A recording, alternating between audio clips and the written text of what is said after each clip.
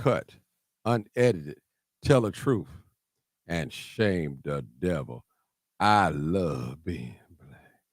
All right, people. This is your boy Martin G, live, uncut, unedited, right here, right here. This late night. Who up? Who up? Who up? Who up? Where my truck drivers at? Where my night shift people? Where you at? I'm up waiting on you. This is your boy Martin G. We're taking live callers. Come on in, come on in, come on in. Where my YouTube folks at? Facebook people, come on in, come on in, come on in. Mm. I love being black. All right, come on in, come on in. I love being black. All right. You already know what it is. Live, uncut, unedited. Tell the truth. And what? And shame the devil. I love being black. Come on in, folk. Come on in, come on in. Where you at? Tell the truth. And what? And shame the devil. I love being black. Man, I love being black. I'm telling y'all, folks, y'all don't know what it's like to be black. I tell you, some folks can't stand it. They can't stand their skin color. They can't stand it. I love man. You already know what it is. Live, uncut, unedited. Tell the truth and shame the devil. I love being black. All right, with my late night fall. I got a few folks on here. They coming on in. And we want to hear, somebody want to hear what's going on. Mm-hmm. All right, we're talking about EBT tonight. And those that not here, they won't be here and they'll see it later. They will definitely see it later. A lot of people believe that if you don't work, you shouldn't eat. You got a lot of folks talking about, I don't want all my tax money going to these people sitting at home lazy. And, ooh, I'm telling you, Cassandra Clark, what you doing up? What you doing up? I tell you. All right. Hey, everybody. All right. Princess Black on here. All right. Miss Bridget, I see you. I see you. I see you. Come on in. We talk about this EBT. And that's, I really want to hear about it because some folks don't want nobody having. And see, when you think about food stamps, you think about black people. When you think about laziness, you think about black people. Socially engineered. I'm telling you, socially engineered. Mm-hmm. A lot of stuff going on. A lot of stuff going on. All right, people, we gotta make it happen tonight. Come on in, Facebook, YouTube. That's right, the original, the only crime chaser that I know, Martin G. Johnson. He's live. He's live. Understand. You already know what it is. Raven Harris, I see you. I see you. I see you. I see you. I see you. Too blessed to be stressed. My goodness, I feel the same way. Barbara Fields, I feel you. I feel you. Raymond Lard, that's right. I'm yawning, but I'm here. That's right. It's more white people on food stamps than us. And I found that to be true. So who's going to suffer the most? Them or us? Mm-hmm. All right. No better place to be. That's right. Miss Marissa. Hey, Miss Marissa. How are you? All right. Miss Princess Black. What's going on? Tell the truth and shame the devil. I love being black. Johnson, Miss Adorable. Okay. All right. Come on in. Come on. We're gonna take some calls because I want to hear you guys thoughts about this situation. We're moving on. We're approaching another month, and let's see what's going on. Approaching another month.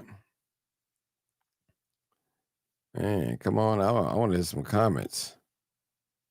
Come on in, people. I need some comments. I need some people to call in and tell me what. Call in. Come on in. Call in, people. Call in. Mm-hmm. You already know what it is. Live, uncut, unedited. Tell the truth and shame the devil. I love being black. Come on in, people. I need y'all to come on in so we can make this happen. I love being black. All right, who we got on here? All right, somebody up. Alfonso, what's up, bro? What's going on? What's going on? What's going on? Come on in. Come on in. Don King Jr. What's the number? It's right up on the screen. Let me put it on the screen. It's right on the title. All right, let me put it up here so we can have it. I can see it. Oh, there we go. Has joined. Okay. God bless. God bless. How you doing? How are you? All right, Doc. That's Doc. What's going on? Hey. They mess with our money, huh? You know, Martin, this is, you know, we got a crackhead in the White House. Okay. And I'm not being facetious when I say that. It's the fact that even people with jobs, it's hard for them to get through with food. And he really needs to leave well enough alone. I mean,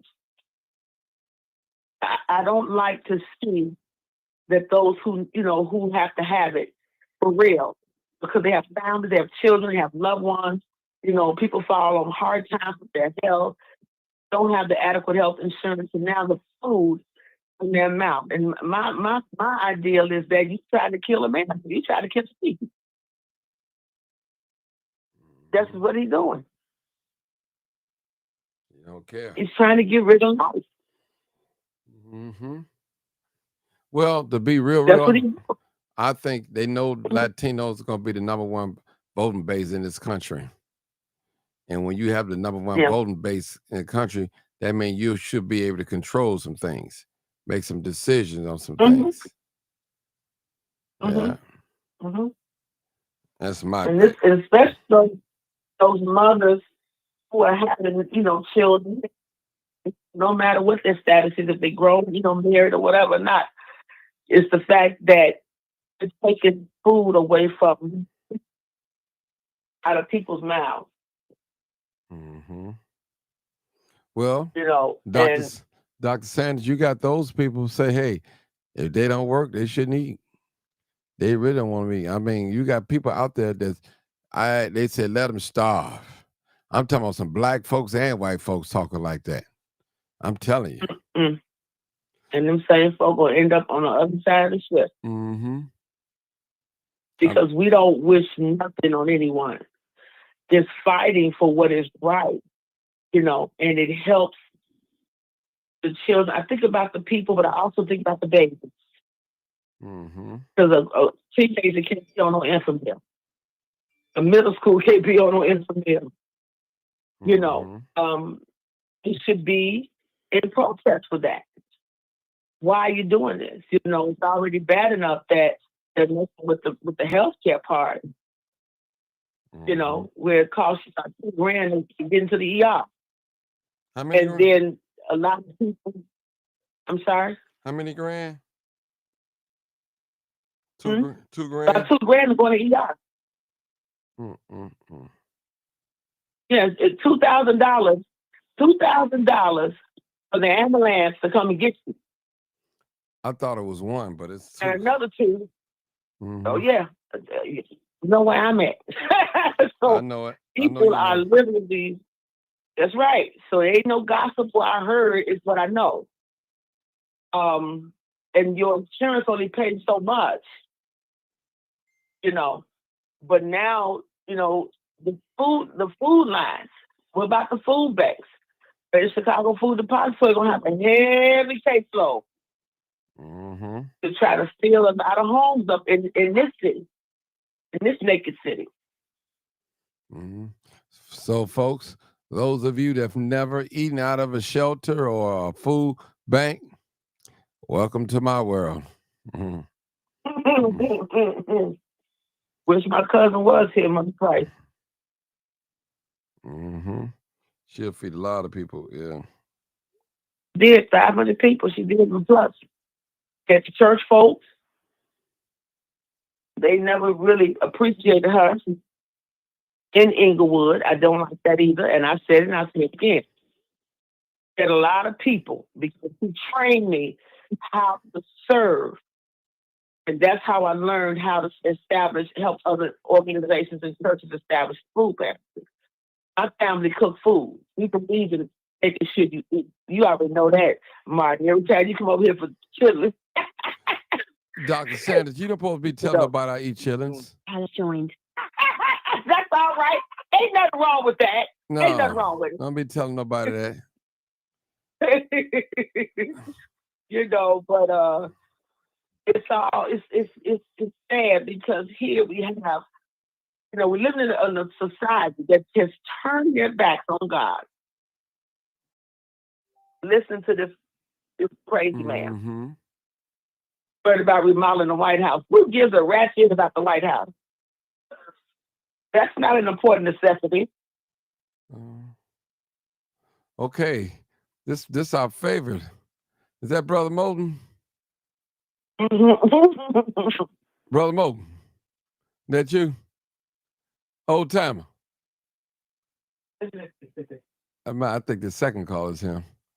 You try. I gotta hear him. I know he gonna say something. He gonna keep it real with him. All right, area code 224. 224. Yeah, it's going on. It's Don King Jr. Okay, Don King Jr. All right, come on, Don. I want you to let us have it, man. I don't care. You don't have to agree with me. Just let us have it. What's your thought? What is your thought? Man, my thought is this is we in the midst of a war. We was waiting on World War III. And I believe this is World War III. There's so many things that's happening that we're not taking in consideration. A lot of things is going on that's moving that we have no idea what's going on. The back end, the backstory. Far as, you know, aside from that understanding that we have no idea, the things that I can see and I'm seeing that's going on, man.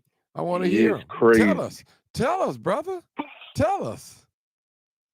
We need to know. I'm trying to put it. Things that that's wicked in this world is being eradicated. Okay. Floods are being happening. We don't understand the reason why that flood is there.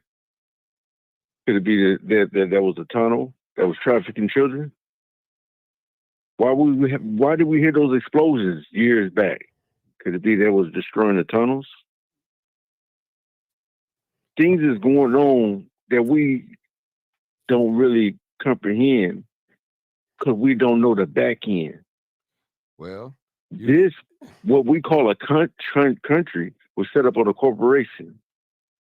How did we go from feeding ourselves to grocery stores? Say that slow. Gross, restore. You understand? So we're being directed back to our true selves to build, create, move for ourselves. Our help, our oppressors are no longer here, or will no longer be here to tend to our affairs, to tend to our whatever we have going on for us, our food or anything. Me personally, and not saying that I'm putting everybody out, in the back of my yard is growing food that I can't even stop. The meat is cursed, so we are true vegetarians. So if you continue to eat this meat, which they're lab growing, they're doing everything else to this meat, and eventually going to cause you to be sick. So we're being directed like sheep. But at the same time, we are in the midst of what you call a World War III. They have a war going on against pedophiles. They have a war that's going on with the cartels, cleaning that up. Okay. Now, hold on. It's a lot of things. Okay, brother. Listen, this is what I need you to do. I know you're telling us what's going on, and you have to show us, because some of us don't know. We really don't know. The phone lines are ringing. The phone lines are ringing. And we got what, 2-3 people now? And can I come back to you, bro? Let me come back to you. And I want you, when you come on next time, I need you to get down to the point. Tell us what we don't know. Tell us what we don't see. But I'm going to go to the next call. I'm going to come back to you. I thought I was stating that, but okay, go ahead. Yeah, I mean, you was kind of like everywhere, man. You know, we trying to get... Well, because there's so much that's going on at one time. Okay, well, you pick one. A lot is going on. I just stated pedophiles are being collected. Okay. Now, there's a war against the cartel. What does that have to do with... And we've been directed back to our true self. Okay. What does that have to do with EBT, foods, though? That's what I'm saying. I need you to get back. I need you to tell us about... I just said we've been directed back to grow our own and be success for our own and get off this government. But I'm saying pedophile. Pedophile. What does that have to do with EB Foods? That's what I'm talking about. Okay, because I stated there's so much going on. I was just added that in. Oh, okay. The EBT, that being eradicated is us, that we have to get back to growing our own. That's what's going to happen. Okay. This country and the government is no longer going to support us. Like I said, grocery stores is just that, gross. Okay. Restore. Okay. Well, let me... So I don't need to come back on, because hold on. The those that hear my voice understand what I'm saying. Everybody's not going to grab what I'm saying. Well, they probably could if you explain it in the simplest form. I guarantee you, everybody's not going to get what I'm saying. But if somebody on this phone, this line, is hearing my voice, understand exactly what I'm saying. Okay.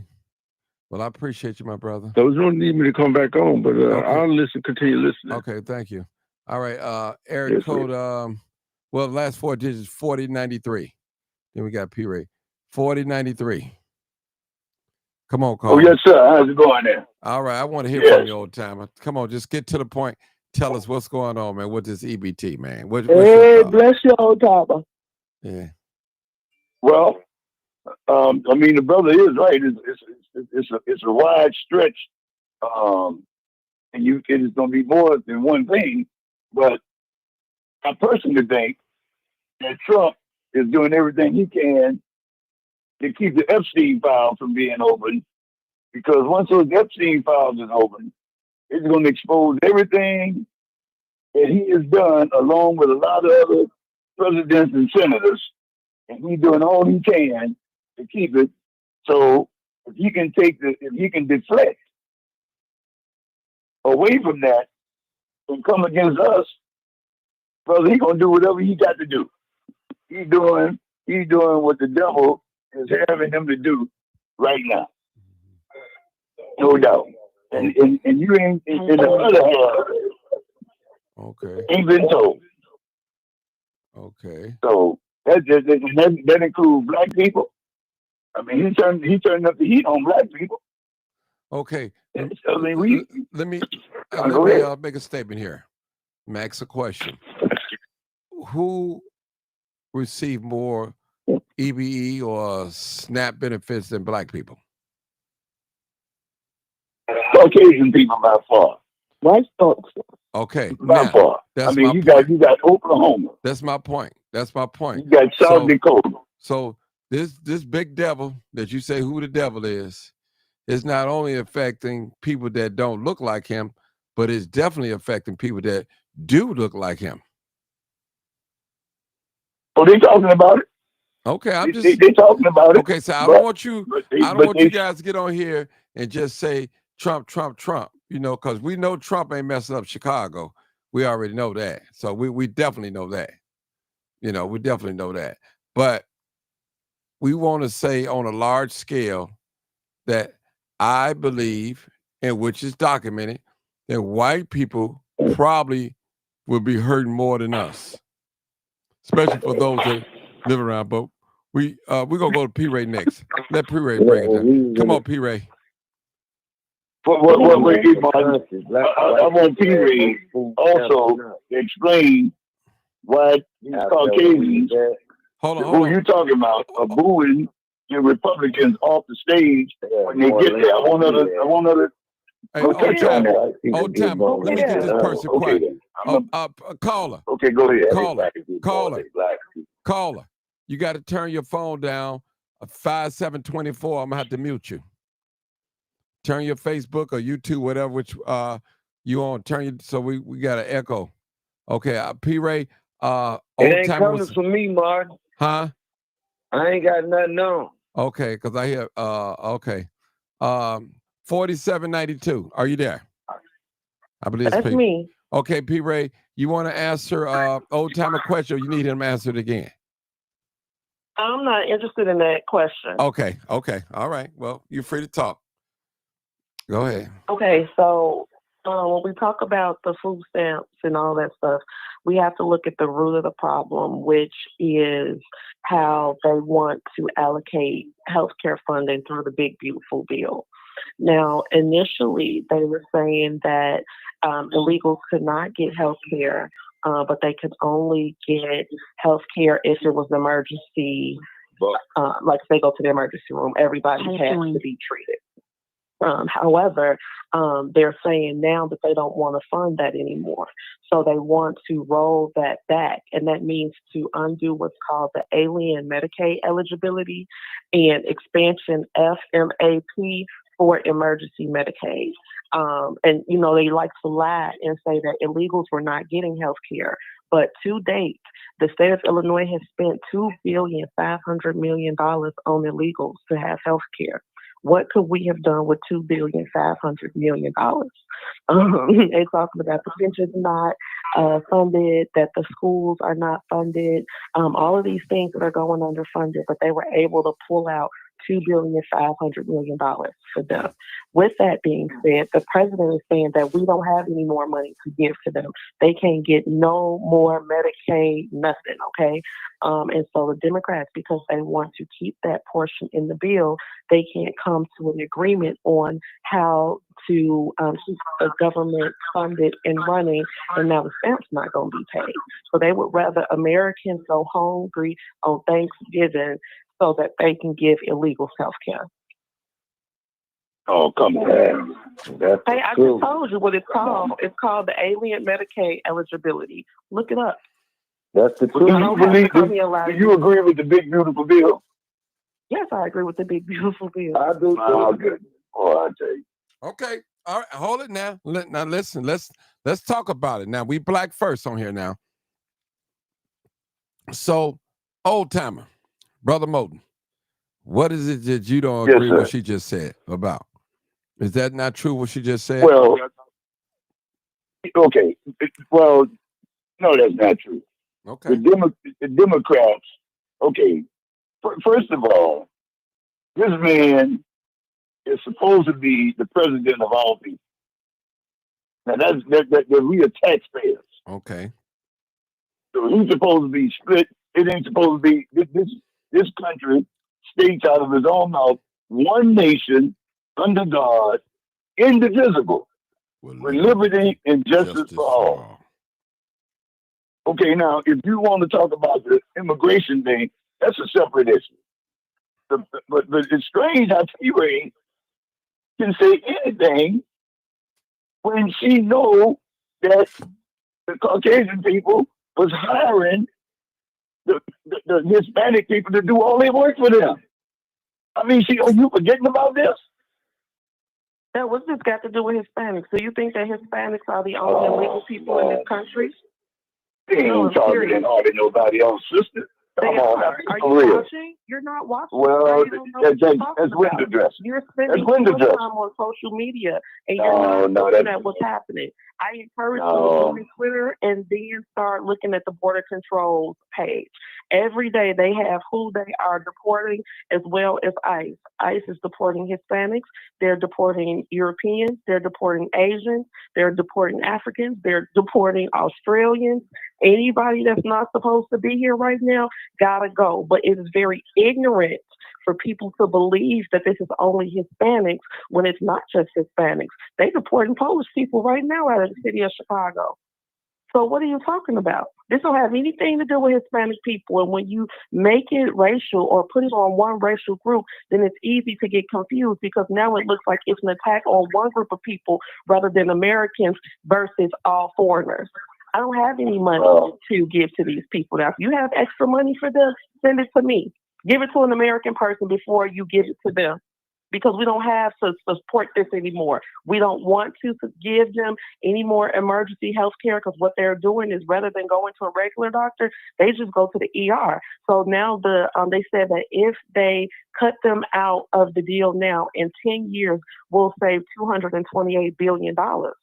Why wouldn't we want to save that money for the American people? Why would we want to go hungry so we can spend that money on them? It does not make any sense. So, yes, that's what we're dealing with. So I encourage everybody to call their congressperson and tell them that our food stamps are worth more than illegals getting emergency health care. This is America. And America is a melting pot. It's a melting pot for more than just people that are born here. For Americans. It doesn't matter your race. And that's what I'm telling you. It's not just a Hispanic issue. They're deporting everybody. I've seen a woman from Iran that's been here for 40 years. They just marched up out of here. If you're not supposed to be here, they know exactly who they're going to get. They're using plantar technology, tracking people through their cell phones, their credit cards, and I think they said their Ubers and stuff like that. That's why they know exactly where to go. These are not random them just going there and scooping up people. No, they know who got to go, because when you walk in this country and your visa expires, that goes off in the system. It's 2025. Everything is done electronically. They know who's supposed to be here and who's not supposed to be here. So why are we willing to risk being hungry on Thanksgiving, which is the literal eating holiday, to give illegals emergency health care? I think that the American people are worth more than that. Can I say something? And these are let me just say something to P. Ray. I heard what you're saying, so exactly what you said, I've heard it too. So I've heard that the county, what is that hospital on 51st and King Drive? What is that? Is it a extension of Providence? Providence. I heard that they are refusing a lot of immigrants now. That's what I heard. Turn them around, not giving them, because they're not going to get reimbursed. So that's the federal government has already said they're not going to reimburse them for those Medicaid expenses. So again, we got these people who are coming here. Like, for example, my baby, she's so funny. She had a stomach ache, so she typed in her symptoms into ChatGPT, and ChatGPT told her she had colon cancer. So she crying and all hysterical and stuff. So I take her to the emergency room because I want to calm her down. Mm-hmm. When we get to the emergency room, I tell the lady at the check-in desk, "You could check me and my baby in as undocumented." She said, "What?" I said, "Yeah, they can come here and get free health care with no social security number, sign us up the same way." She said, "Girl, you ain't lying." You know what I'm saying? Like, this is what they doing, and they get the option of going in there to get free health care. But if me and you went in there, we got to give our social security number and all our ID before we be seen. This is not right, and therefore we need to make sure that we make this focused on the fact that they're trying to give illegals emergency health care, and they're willing to make sure that people starve during Thanksgiving. How is this right? Now, is that humane? I'm just asking a question. Don't beat me up, y'all. To not let the immigrants get health care if they're sick or anything. Is that humane? Inhumane? I'm sorry. No. It's okay. So we want people to be well, right? We want people to be well. However, not to the detriment of the American people. First come first, baby. Charity start at home. So what we have to do is look out for our own houses, because even in the Bible, 1 Timothy 5:13 says, "He who does not look out for his own house is a non-believer and worse than an infidel." So even the Lord said, you got to take care of your own house, or you gonna burn in hell. You worse than an infidel.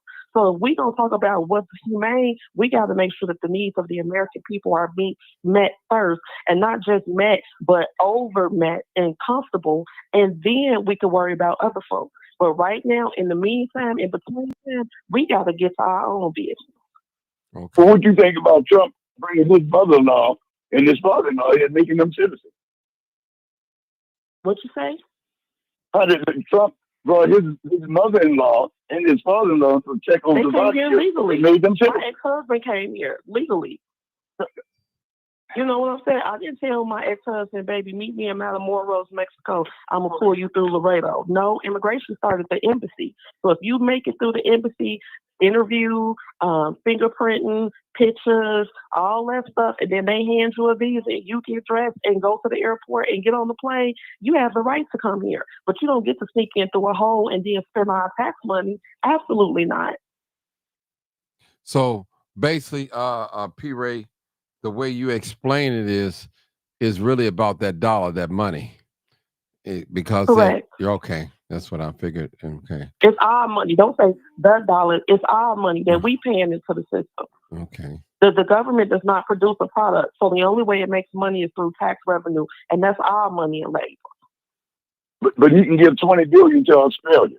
He didn't give that's Argentina, and he did not give $20 billion to Argentina. What he did was set up a currency swap line, which allowed the two countries to trade and switch currency immediately to facilitate further trade. And then the other $20 billion came from private equity. No American tax dollars was spent in that deal. Well, that's what you're saying. Okay. No, that's what it is. I'm a finance. I have a finance degree. I know what I'm talking about. Okay, P. Okay, so what about all the other money that he gives every year to other countries? Okay. When you talking about Argentina, I just told you that. Okay, I'm gonna be quiet. No. I want to go to the next call. No. I'll be happy to come back to you guys. We got like two more callers that's been holding on. I want to get them too as well. 5724. Come on, caller.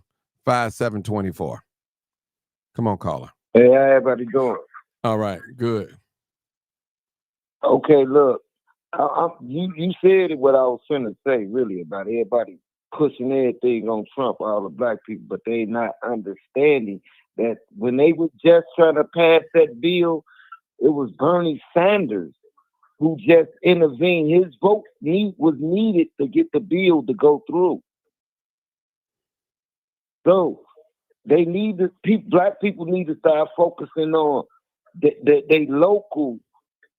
they local politicians instead of worried about what the president doing. They got more power focusing on their local politicians and putting the right people in place, not no Brandon Johnsons and all them, because they got all us up. And then when we supposed to get what we get, they not seen, and our voice go on deaf ears. Everything she said was correct about the big, beautiful bills and all that. Everything she said was correct. You got to quit going on YouTube trying to find out information about that. She told you exactly where to go. Go on there. You're going to see the truth. You're going to hear the truth and all that. everything about food stamps and all that. You got to. It has nothing to do with President Trump. Everybody who point the finger at Trump, that's a distraction to people. People need to quit pointing Trump, Trump, Trump. That's a big old distraction right now.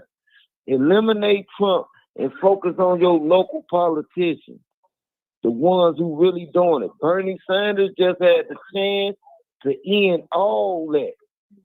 He chose not to. He voted no. And when he voted no, the bill had to go back. And they got to re-vote again, all because of Bernie Sanders. Mm.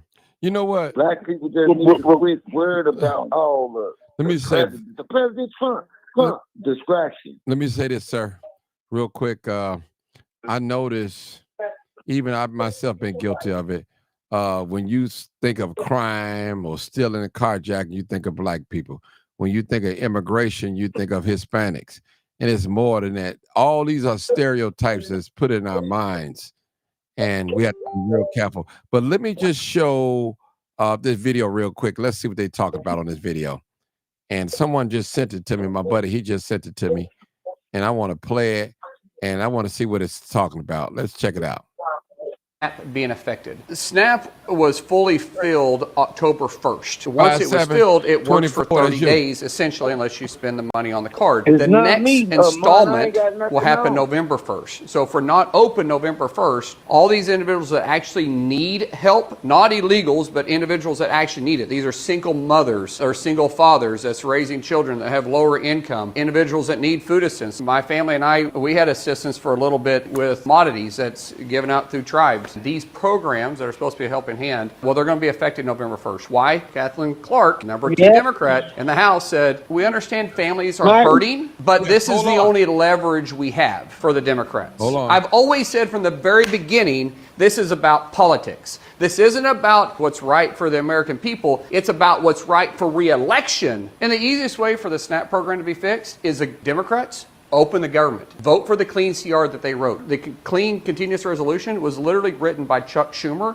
last September, voted for by every Democrat. Not once, not twice, but 3 times. It's all politics. Nothing to do with policy. What's changed? Their hatred towards President Trump. I don't see when the government's ever going to open again because you can't rationalize with crazy.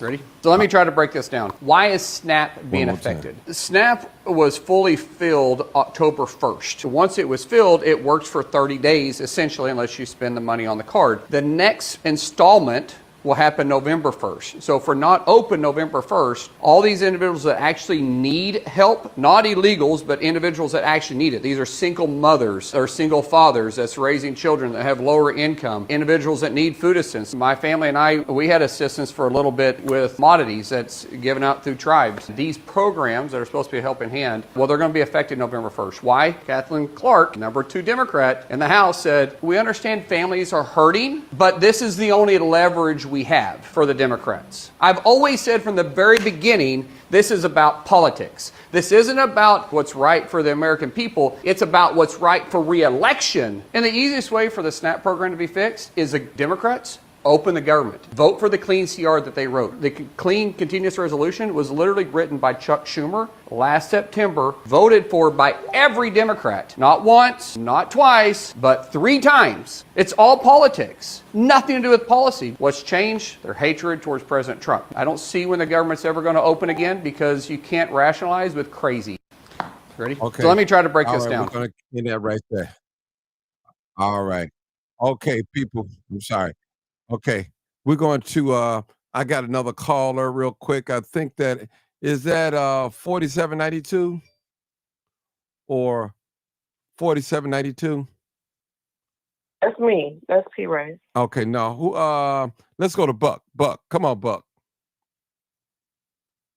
What's good, everybody? Yeah, when a lot of people look at this situation, they think it's, what they looking at, they trying to put the EBT crisis against the situation with the government shut down. Not only is the government shut down, military people not getting paid, The post office not getting paid. All the people work for the government not getting paid. These politicians are playing with people's livelihood. They playing with the situation, saying that if you won't get no EBT, you can't celebrate Thanksgiving, and that's all about spending money. They want you to spend the money. So all they want to do is get this, like the P-Ray was talking about, is predicated on them getting what they want, the Democrats, where they can get the people to go along with it about fear what they pushing. Oh, you won't have nothing to eat, and you're going to starve to death. Okay, yeah, right. And then they want to get their way where they give all these immigrants money. It ain't got to be Hispanic. The reason black people look at Hispanic, because we've been force-fed that around our community. And where we live at, they push Hispanics around us. They don't push them around them. The Mexicans already here don't want these Hispanics. They don't want these Venezuelans in their neighborhood, so they push them around black people. So evidently, we feel some kind of way because we've been force-fed this stuff. We weren't prepared for this stuff. They just started bringing people in our communities, which they never did nothing for, and they're not going to do nothing for us. So they're looking to get them properties, abandoned buildings, let them live in there, and put us out on the street. And then, like I said, for anybody, I'm not mad at the people that's here, but the key is the politicians are playing games with us. They are the one playing the shell game with us, telling us, oh, if it ain't this, it's that. The key thing is that the people that were up in office now can make a settlement. But the only thing to stop them, everybody wants their own way. And if the Republicans if they can't cut down that migrant spending, then the Democrats want to cut down the EBT. They both about that because there's been people with jobs for years, but getting healthy people, 30 years old, they can get a damn job. They can't sit around here and begging people for money. If you an able-bodied man or woman and you sitting up here living on link or stuff, you got a choice. You've been too lazy and pacified to thinking this is your only way out. And the majority of people around America is not black people on this stuff. Most black people work. Chicago is a very segregated city, and we only see the people around us as poor black people that might be suffering. But if you go around America, there's a lot more people with more problems looking for the money and always looking for a handout. Anybody that come in know the system of America is about free stuff. And the people that come here always step over us because our place in the line, they put us at the back of the line and everybody come up in front. So it ain't about Trump. Trump is just like somebody they point a finger at because they want somebody to be the bad guy. Like Scarface say, somebody always want a bad guy. That's their bad guy. All right, they're going to put it in. But the key is the government is always about making their own way. And we start wars with countries to make money, and that ain't got nothing to do with either side. They both make money because they both got friends involved in any field that's going to make money. So the whole point of it is you don't sit up here.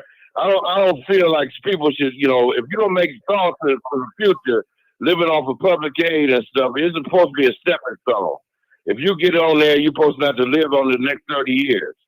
So if you got a plan, you should try to strive to do better. But a lot of people are content and they living like it's like this is the best thing they can do, and they don't have no way to step up in life. They feel like this is a plateau. When they make public aid and get a link card, that's as far as they can go. But it's limiting their mind and their expectations in life unless they try to do better. Okay. So that's what I had to say. Hey, Buck, can we agree? Okay. Hold on, Mark. Go ahead, old time. Actually, that brother that just made that comment.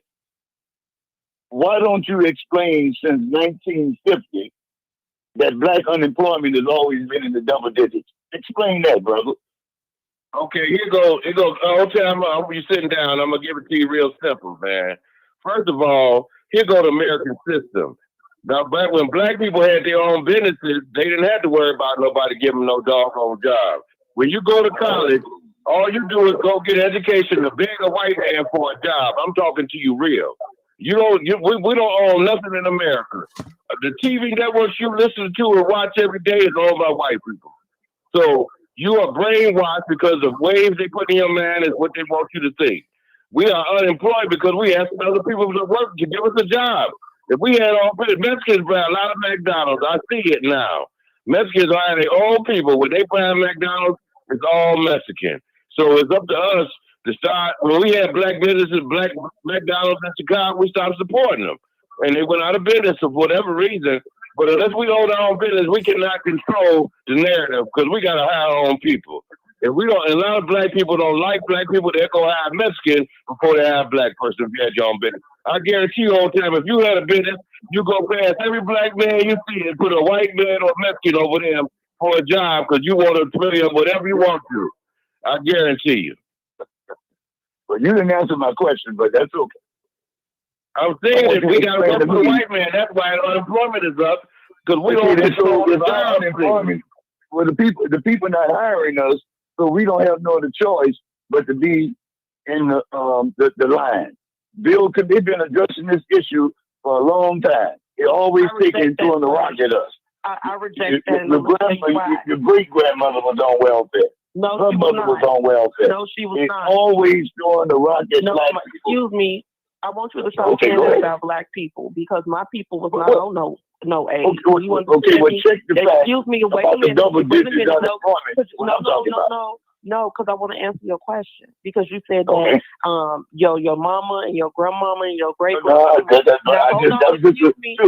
about the double digit though. Excuse me. I want to answer your questions. I heard you. So I want to tell you something. Maybelle didn't get no stamps. Clarissa didn't get no stamps. Patricia didn't get no stamps. You understand me?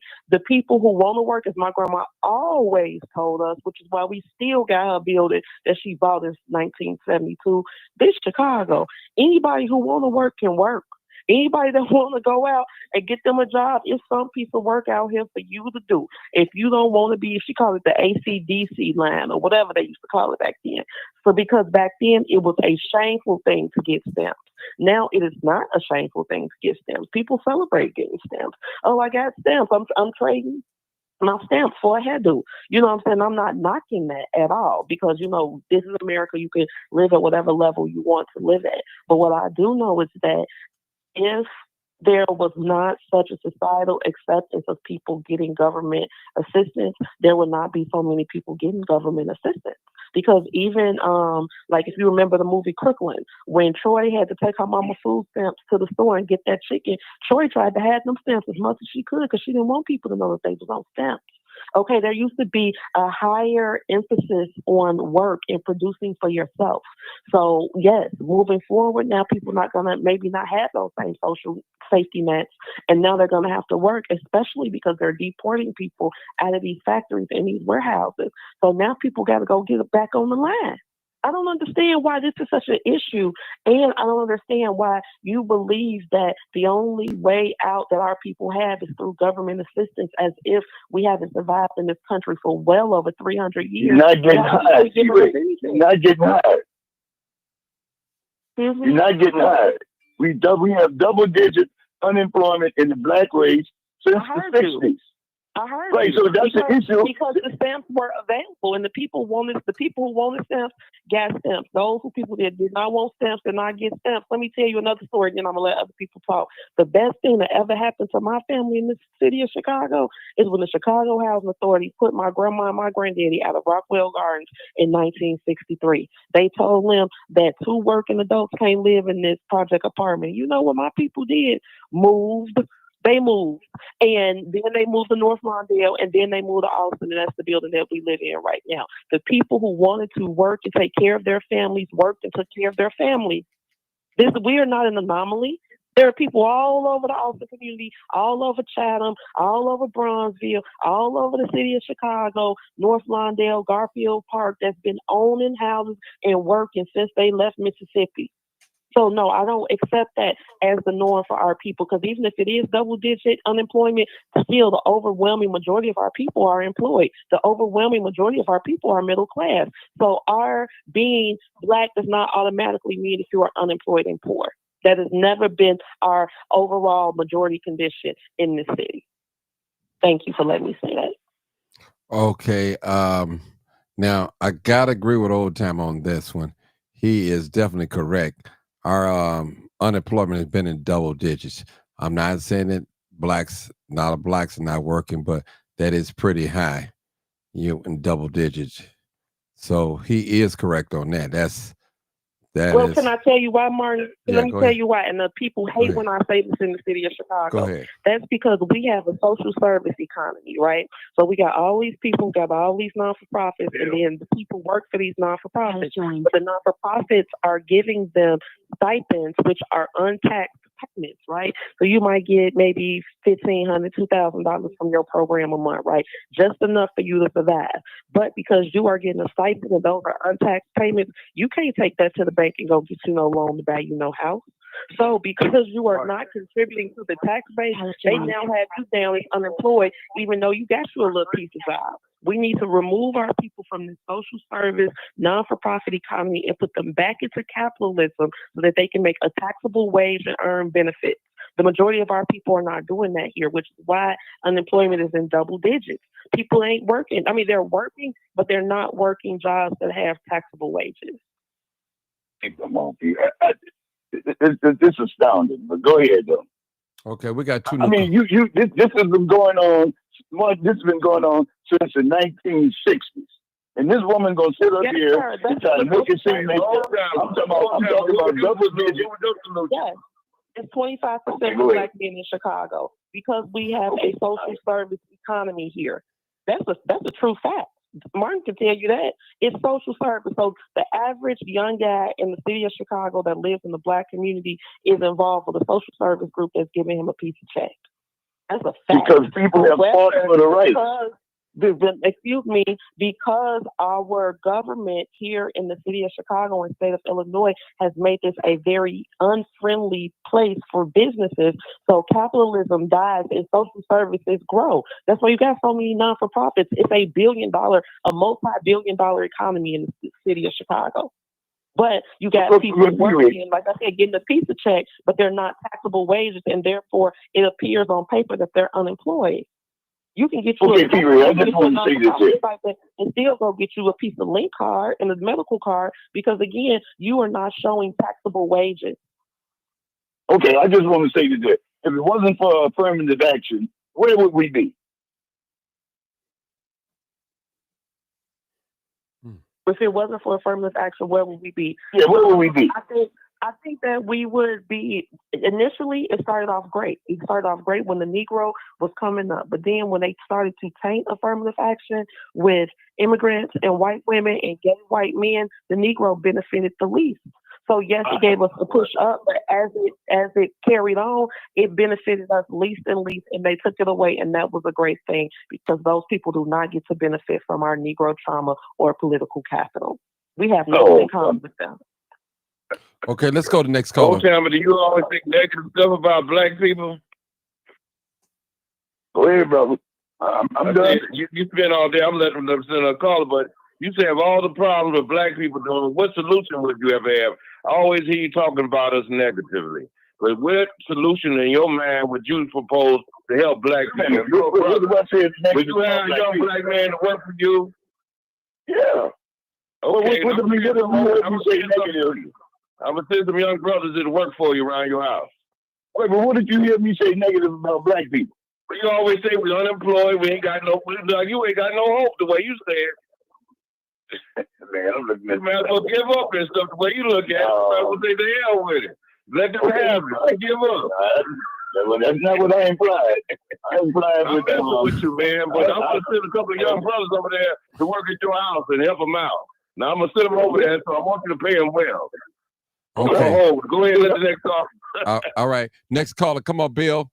You got one more after you, Bill. Yeah. I want to address the question that Old Timer just presented, and he should be smart enough and able to see because he's older than me. Unemployment has been in the double digits since the 60s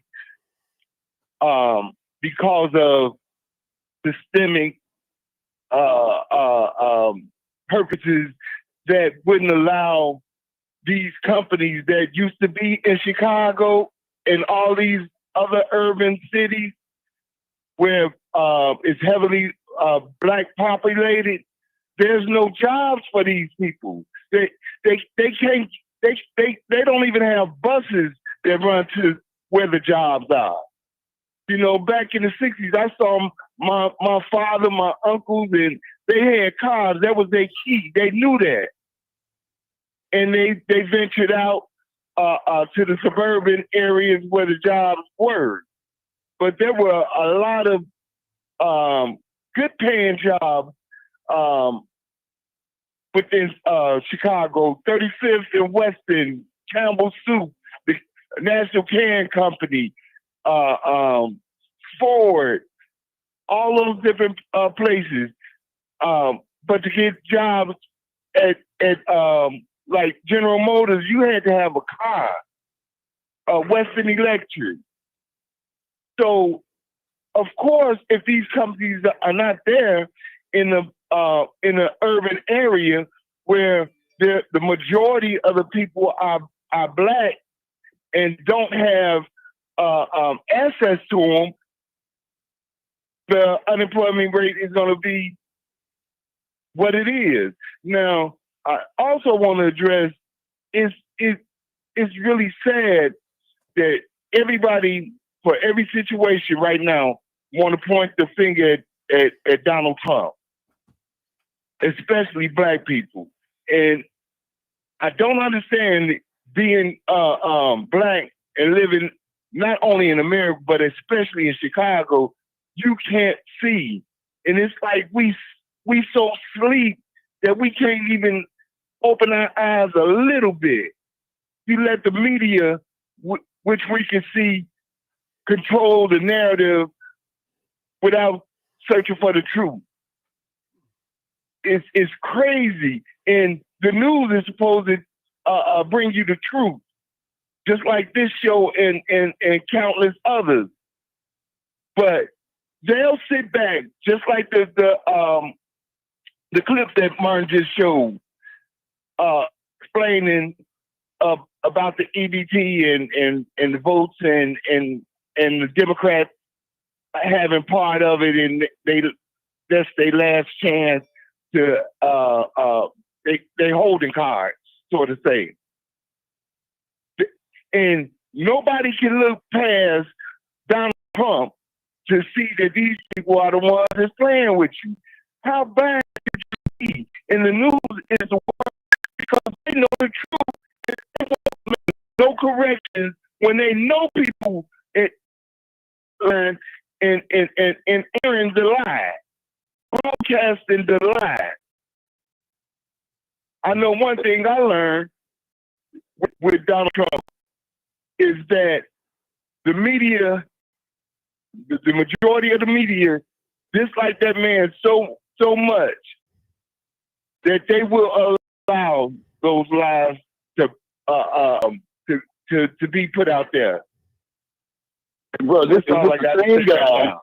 This is the same guy that shut down the government for 35 days last time he was in office. And look at what you're saying. Same guy. Shut down the government for 35 days last time he was president. He got shut down with other presidents. 35 days, brother.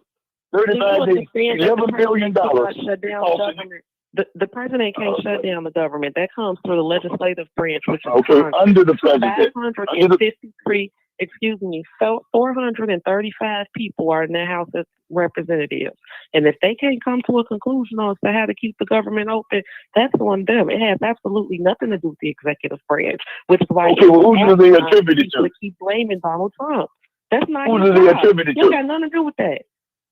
Oh, come on. What? Martin, okay, I'm on you. That we weren't missing the Constitution test. We had to take it twice in the Chicago public schools, once in 8th grade, once in 10th grade. We learned this as children. There's the executive branch, the legislative branch, and the judicial branch. They exist independently of each other. The executive branch has nothing to do with the government staying open or closed because that has to do with government funding, and Congress controls the purse strings of the country, not the executive branch. So again, Donald Trump has nothing to do with that. Okay, let's go to the next caller. Next caller. No, before the next caller, let's play the video. Let's play the video. Let's play the video. Let's see what the video has to say. All right, hold on. Let me play the video. All right. Where we at? Let me hit it. Let me wind it back so I get the sound. Get the sound. Hold on. Families that are going to suffer. We take that. Start it back. I mean, shutdowns are terrible. And of course, there will be, families that are going to suffer. We take that responsibility very seriously. But it is one of the few leveraged times we have. Okay, let me rewind, play that again. I mean, shutdowns are terrible. And of course, there will be, families that are going to suffer. We take that responsibility very seriously. But it is one of the few leveraged times we have. So this woman here must be a Democrat. And she's letting you know. Shutdowns are terrible. And of course, there will be, families that are going to suffer. We take that responsibility very seriously. But it is one of the few leveraged times we have. Okay, we're going to hold it right there. Shutdowns are terrible. We're going to hold it right there. Okay, we're going to go to the next caller. The next call is 1381. Go ahead, caller, 1381.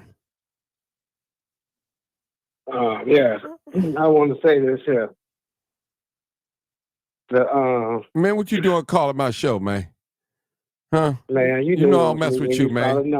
I don't even mess with you. Oh, you don't mess with me? No, man. Go ahead. Okay, Go ahead. You ain't got to mess with me. Go ahead. But I mess with you. So. Go ahead. But the thing is that all this is about immigration and LGBTQ communities. And P-Way put some facts out there about these bills and things like that. If you look at them bills, all them executive orders that Trump done put out there, it has something to do with that. It's not, they don't want to fund immigration. They don't want to fund LGBTQ. You see, and he's not discriminating. Like she said, it's Europeans from all over people getting deported. And that's where I got my first heat at downtown.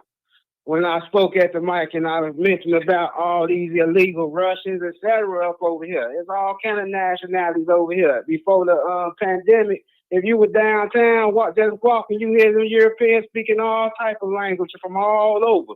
That's why the majority of Europeans out there protesting. You don't see majority of Latinos, whatever they call themselves, protesters. That Venezuela word, they just trying to use that frequently. But, it's other nations.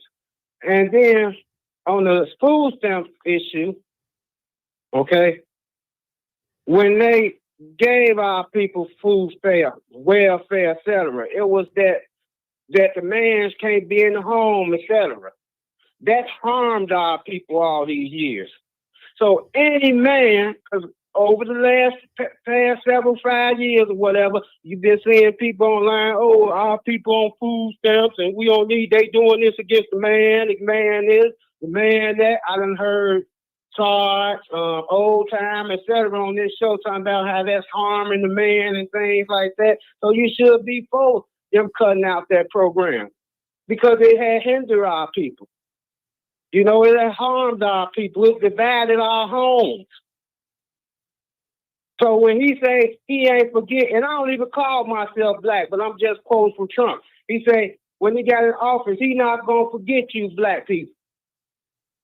You see what I'm saying? So he's doing things to get things back in order. Yeah, it's gonna hurt some of our people because they've been living a certain way for certain years. And now, like he said, he got to drain the swamp. When you pull the plug on the swamp, everything gets drained out of it. But the Democrats is the ones that's forcing the issue with your food stamp because they want you out there on the streets with the Europeans protesting and fighting for a cause that's really ultimately working against you. We got to wake up and be strong individuals.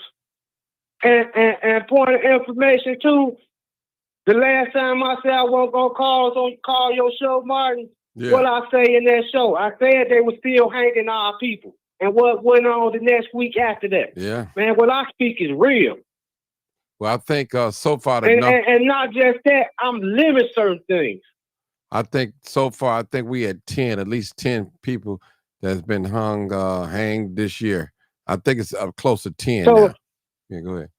So, that ain't got no issue with you, brother. I don't even know you like that. We just crossed paths a couple of times. Ain't no hate towards you. Just that I be speaking up on real stuff, and people want to be disrespectful like Charles talking some crazy stuff on the phone one time. And I don't play that because men, we don't do that. But if you gonna threaten me and all this other stuff or say things, name, call themselves, say it to my face as a man. Okay. Now I want you to clarify something. I just want to make sure that I'm hearing you well. You think that that the program, that the EBT program, you think that should be done away with it because it broke up the black family? Is that what you're saying? I'm asking. Yeah, it's not just broke up the black family, or as you want to call it, but the thing is this here. It's hindering us blacks. It's hindering our people. It's hindering our people right now today, and everybody know this on the phone. With most of our people that have food stamps, mainly single mothers and stuff, by the end of the month they ain't got no food anyway. They not buying the correct dietary stuff. You know what I'm saying? Especially when the crack era, man, people was giving, man, they ain't had none. Our people was eating off noodles like they in prison, but they out here on the streets. Man, that stuff, they got documentaries where they showing where that food stamps, the EBT, etc., the welfare has hindered our people. And then you got ignorant fools out here that's making videos saying, well, I'm going to steal in the store. You going to criminate yourself? That's how ignorant our people is. And they just sitting back watching. Because trust me, they share stock. And I said that on your show 6 months ago. I said, man, our people need to stock up, their food and everything, man. So you can say, just like you said, like I said with the hanging and things like that, you can say I prophesied some things on your show. I'm just not know anybody that be speaking. And I've been listening to all the foolishness that's been going on and the ignorance of our people mind and the weakness of our people mind that's been going on.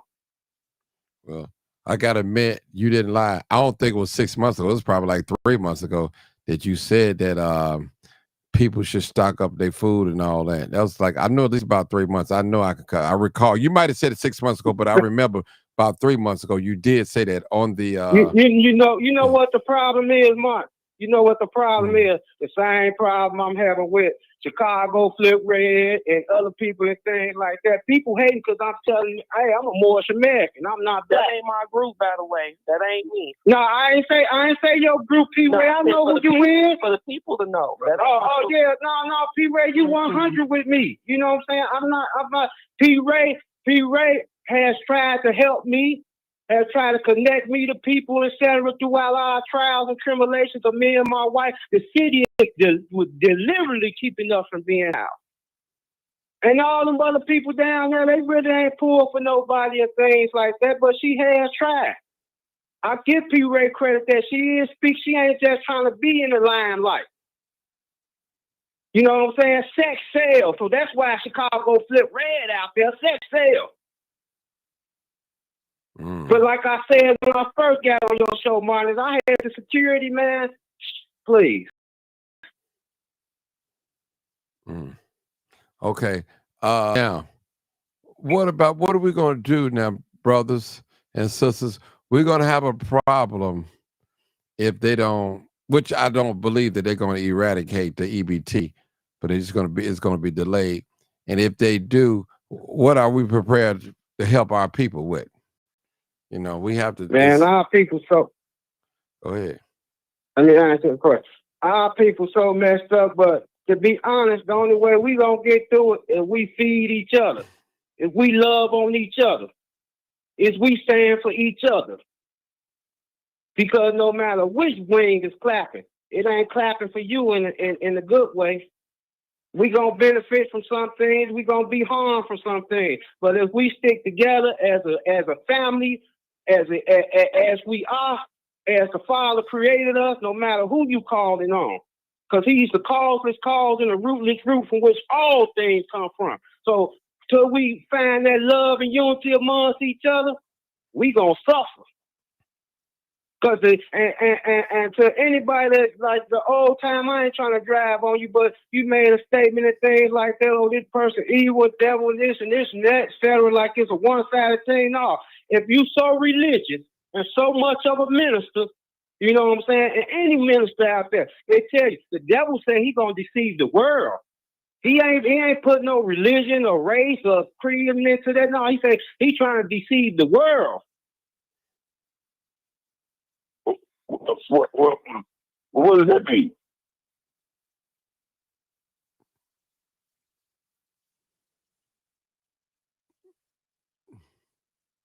Say it again, old timer. Hello?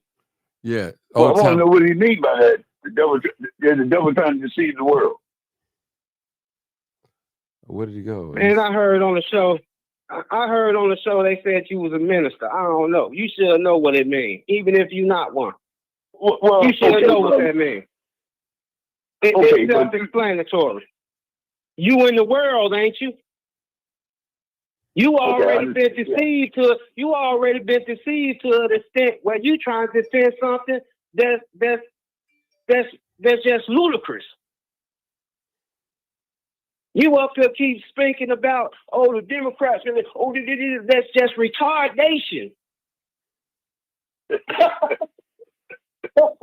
So stop it, man, because I've been listening, Martin. I've been listening to your show. I've been wanting to call in about say, no, I'm a whole fan. No, I see you. I'm a whole fan. But the only reason comments. I called in really today, just to point out what I've been saying is facts. That's why they don't like me down in City Hall. Them other people playing politics. I ain't playing no politics. And I actually lived through it. I can say what's happening, how they doing things with the healthcare, etc., because we witnessed. Not no hearsay. And I read the laws. I'm not caught up in what somebody's saying on some YouTube, TV, etc., because they misguide and mislead you, as one brother said. So, brother, so you looking past the historical, systematic racism that the United States has perpetually man, against black people. Man, don't say that, man. I recognize the racism. I recognize the discrimination, all that, etc. You know what I'm saying? So I know what racism is, etc. Ain't nobody forgetting about no history or nothing. My family, let me tell you something. My family comes from slaves, etc. I know my family history. I can show pictures on YouTube, etc. I just ain't been out there because it's a lot. They ain't gonna let so much of the truth come out. But my family got the 40 acres and a mule. You know why people screaming all this reparation stuff, etc. There's a lot of misleading stuff coming out there. And a lot of it coming from our own people. Such as what? Man, man, look here. When the wrath come, old timer, it gonna get you. And that's why they call you old timer, because you really done expired. Brother, I mean, you know what? The look as the redlining, the lack of bank loans, the lack of protection, lack of laws. I tell you what, brother. I want you to be in a race, and I want you to start at the finish line, but I don't want you to leave the finish line until I tell you to go, and everybody else is 3/4 ways around the track. And I'm going to tell you, now take off and go and catch it. I'm going to tell you, now you take off, and I want you to run and track them down. Now, is that going to be possible for you to do that? No. So white people had an advantage on us all the way from 1600. And we have only gotten what we have fought for. And if it wasn't for the Democratic Party, that stand up for working people, brother, we would be so low down. So you talking stout. So you talking stout now. That's not true. That's not true. Man, you've been programmed a certain way. Man, you've been programmed a certain way. Well, you didn't. You one of them, and you like one of them. You've been programmed a certain way, and you one another. We got to be factual. So first off, man, you can get loans, etc. You've been programmed a certain way, just like a lot of our people that's been programmed a certain way, where they'll stand for something that goes against their own interests. You will stand for your own interests. That's why they have the same people out there protesting. That's why they have the same people standing in back of them while they making their press conference and things like that. And then they try to say they're including you as a black person, etc. And it's not happening. And it hasn't been happening for a while. I don't know what you're talking about. Okay, you're right. You don't know. Keep it like that. Peace, brother. Old time. Peace. Okay. Let's talk about the political parties real fast, and I'm going to make this quick because I want us to be truthful and factual with one another. Number one, when we got out of slavery and Reconstruction, when we built the HBCUs, the towns, the businesses, everything we were thriving under, we were Republicans.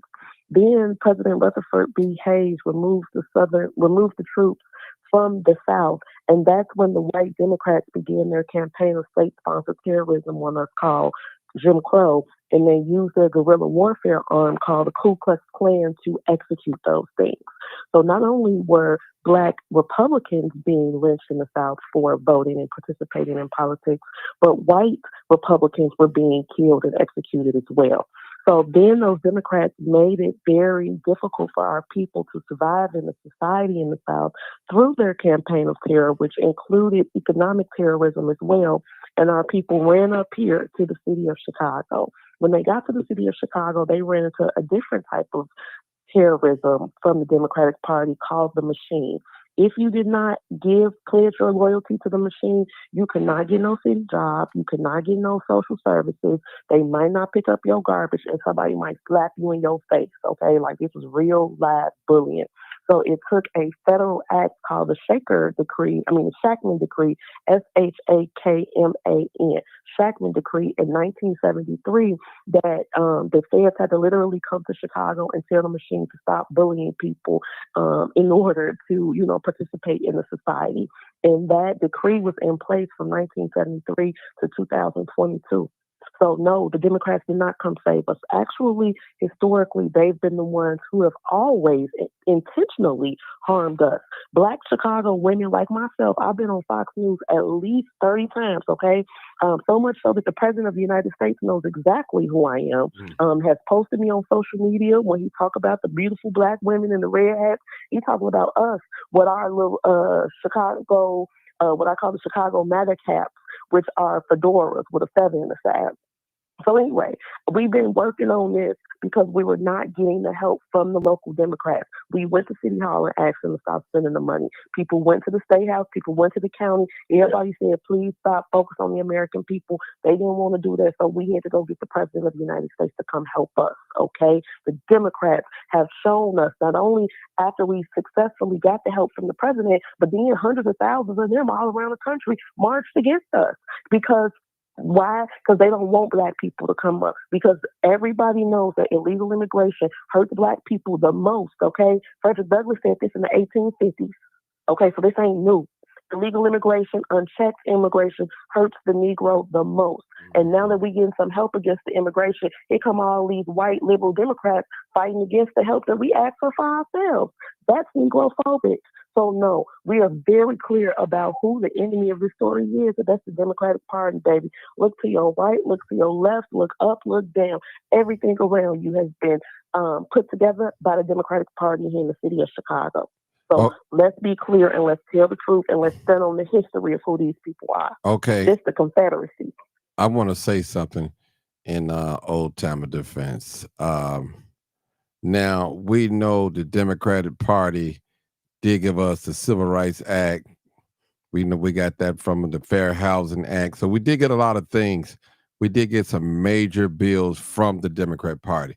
We truly can say that. We can't deny that now. We can't deny that. So I agree with him on that. And I'm a Democrat, but I don't care if you're Democrat or Republican. I vote my interests anyway. And but you can't give them that credit. They did that. So my thing is, what have they done for us lately? That's the thing. So can I ask you this? Them as a party, that was a Democrat, but those Congresses were Republican congressmen. Right, that's what I want to get to. Right. Exactly. Even Martin Luther King was a Republican. Well, I don't know if he's a Republican or not, but I know we got them Oh, bills. look it up. Signed. You can Google that. You can Google it. You and got hit in the head with a brick right here in Chicago by some white. He was Republican. No, brother. What Martin Luther King pushed, he pushed that we should assimilate with the white race to learn their ways. That's what he assimilated. So now he did say that we should learn their ways of the white man, but he was by no means a Republican, a registered Republican on top of that. No. So Man, he Martin did, Luther King, man, listen here, okay, man. brother. I done went to Atlanta, Georgia. You got to look at what he said now. I done went to Atlanta, Georgia. I done been to his house and the house that they got decorated. I've been to the house I've been too. to both houses. I've been there Look, too. man, I done been to I've both been all houses. over I done the been to that church. I done done my research. I Been done to the done my church. homework, etc. You can look it up for yourself right now. People stop listening to people. Don't even believe what I say. That's why I say study to show thyself approved under God. Go study and research the facts or what someone's saying. Martin Luther King was a Republican. Brother, I done talked to Bernice King and Martin Luther King. Dexter, I done talked to all of them. Martin Luther King was not no Republican. He assimilated. He got his little blue registration card that said Republican.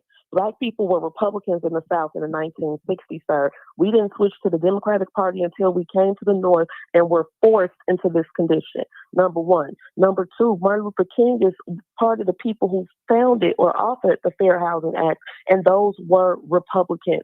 Nobody has to lie and make this up. My grandparents were here. My grandma said when her and my granddaddy came from Chula, Mississippi, which is the poorest town in the poorest state in the United States of America, my granddaddy wanted a driver's license. So she said the precinct committee man, now the precinct committee man come to the house, tell him, if you want a driver's license, you got to pay me $10, $5 to the Democratic organization, and $5 for your license. Boom, he gave him the $10 and the man slid him a driver's license. That's how they got our people in the Democratic Party. It was not because of their benevolence towards the Negro. Absolutely not. Because if it was, we wouldn't have needed the Shackman decree to make them get some act right about themselves. Well, okay. Well, we have fought. I mean, everything. Martin. Yeah, Buck. Go ahead. Go ahead, Buck. Thank you. For Mr. Oldtimer, you're a cool guy, but I'm gonna give you some facts. I do believe in Republicans. Most people I know from the South was talking to being Democrats up in Chicago. But here go the fact of it. Martin Luther King didn't want us to assimilate the white people ways. He wanted us to get the same rights as white people. They wouldn't let us go to their stores. They wouldn't let us go to the ride on the bus. That was because we were supposed to be accepted as equals, not to be like a white man. And by the way, being a Democrat in Chicago, if you're familiar with Richard Daley's father, he was a straight up racist. And then when Harold Washington ran, you had all the Democrats against him. Edward Burke, Edward Goliath, and et cetera, et cetera. The guy that ran against Harold Washington was a Jewish guy who was a Democrat, Bernard Epton, ran against him as a Republican because they hated Harold Washington. Your own Democratic Party turned against a black man who tried to go for righteousness, and you talking about you upholding people that's about evilness. And because a party don't mean a person good or bad, but their actions tell you who they are. Their actions in Chicago, from everybody that ever been in the segregated Chicago in 2025, and we still segregated. You cannot move to a white neighborhood by Wrigley Field and get a house by them because they make it unaffordable. Ernie Banks couldn't even live on the north side when he played for the Cubs. So don't tell me about righteousness in Chicago. Chicago, Marquette Park was marched against Dr. King and other black people coming out here.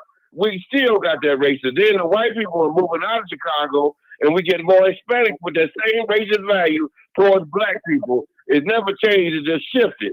The white people are against us. The other Mexicans against us. We still on the island by ourselves. The Democrat, Republican, but we all Democrat in Chicago. And name a Democrat is fight a white man is fighting for our betterment in Chicago. Name him. I'm waiting, old timer. Important information for the brother that just spoke. That said that they don't allow us on the north side and this and that, etc. He absolutely is 100% correct. And being in the shelters and them trying to give us his bogus housing where it's blood in the tub, rat holes in the place, etc. They would not let no family move on the north side. They will not give you housing on the north side. And me and my wife was working, and they still won't let us get no place on the north side. Because everybody that comes out the shelter, and Mark can do a poll, he can have people on this show, and these women that's been in these shelters and things like this, they will tell you they will not let you move on the north side. But they put all these other nationalities illegal, so there's a bunch of Indians, Pakistanis, etc. up north that's sleeping in their cars along the lakefront. They're sleeping in their cars that's over here illegally. That they got in these hotels, that they got into the field houses on the lakefront, etc. I got video to show everything I'm talking about too. I'm not just talking no nonsense on here. And that's why I was taking offense back then on those show bars, because people like, man, they think like it's some kind of game or something. But when these people really turn the lights out on things, our people gonna be in bad shape if they don't get themselves together and stop trying to look for a handout, stop trying to hate on each other, etc. Ooh, I got another call, y'all. We can address it. Okay, go ahead. Look at that I think it's some Morris, brother. Area code 612. 612. No, sir, brother. No, sir. This ain't no Morris, bro. This goes Choctaw, brother. Okay, Choctaw. that's right. Mississippi. Yeah. I just want to say to you, brother, happy lady's birthday. Thank you. And I just for the past 2 weeks since Mark Clark, I just been listening. So I've been checking out your show, but tonight I had to call because this is very important. And I'm hearing everybody talking about Trump. We hear everybody talking about all this is going on. But one of the brothers just said the most important thing. We're going to have to go back to the old days, like me, a couple brothers from Chicago. We doing it at 962 Wright Street in St. Paul. So y'all got family up here, starting November 5th. If your kids, if y'all ain't got any, we're going to be doing breakfast in the morning, breakfast sandwich, then we're going to be doing dinners. You know what I'm saying? And this is what we got to do, y'all. I mean, and I hope the old timer, if you're a minister, you get all your preachers together. And if you're a sister who's been in politics, you say you've been on TV 38 times, I can hear you. You get with you 10 sisters. And what we got to do is y'all start getting food and get prepared so we can start feeding people, because already here in St. Paul, we sending rap already. I was at Walmart the other day, watched a brother hit 82-year-old woman, man, to the ground, trying to snatch her purse and take her food. Because he ain't got nothing. And it was one of us, man. And it was heartbreaking. And I'm watching our people running these stores. It ain't even a first yet, so they can get prepared and just steal it and take it. Because and if we don't come together with all of the church, even Father Flack, if you don't know him, you know Farrakhan, them there people over 70 from Stony Island. We're going to have to set up food deposit spot where people can come and at least get a meal a day, man. We're going to be in some serious trouble because in Minnesota, they already said if the government do not open up by December 1st, a lot of people will not be getting their Social Security checks. So they ain't telling everybody the whole truth, It's going to get catastrophic. That's right. They workers comp and everything. That's why I said at the beginning, we got to love on each other. We got to support each other. We got to feed each other. Yeah. because my thing is in the Midwest. I've been talking to brothers in Indianapolis, Detroit, Gary, and they saying the same thing. Our people is not prepared. Our black churches, shame on you. Shame on you, because ain't nobody is prepared to do nothing. And we know how it is in the Midwest, brother. It gets cold. And already we got hundreds of families here, black women and kids. Women in their 60s and 70s have lost their housing in the past 2 months because of a Minnesota Medicaid scam where these people are using your identity, and now you get kicked out your crib because you don't know what's going on. So now you are at fault, because I got caught up in the scam. Didn't even know I would get scammed for 2 years from a mental health services. So they is running games on us, but our people have not got themselves together. I did contact over 30, 40 preachers all the way from Milwaukee, Naptown. They said, Jerry, we don't know what to do. I said, man, y'all going to have to get together, 5 churches. We're going to feed this community. You got to go to the next one, because trust me, we do not want our young sisters and brothers that are already out here, y'all. And in mind, I'm going to say this, man, this is breaking my heart, man. A 13-year-old sister I met from the west side of Chicago. Look here, about 16. Heard her mama now. They up here sleeping in the car behind a laundromat, a block away from my crib. So by them being from the crib, I got to look out for them because of her circumstance. She's a battle woman. But make a long story short, these sisters and went to every black church in St. Paul, and do you know they rather help the migrants than to help their own people. I've seen it with my own eyes, and this crushed me, man. And that brother Mark Clark was not lying. Our black churches have been doing us bad, man, since the beginning of time, and it shows that we do not have no help from the CBC. That's the Congressional Black Caucus. Okay, you see, they've been silent on nothing. We ain't heard not one peep out the Congressional Black Caucus, because they already know they seats. They all about power. They is not trying to help us. And for y'all, the ones who talking about reparations, your reparations was given away since 1972. Y'all can Google this right now. We gave away $2.7 trillion to Africa. Now, Africa is growing now. They got resources. So you think they're going to get some of those resources back to here? No. So our people just going to be left to hang.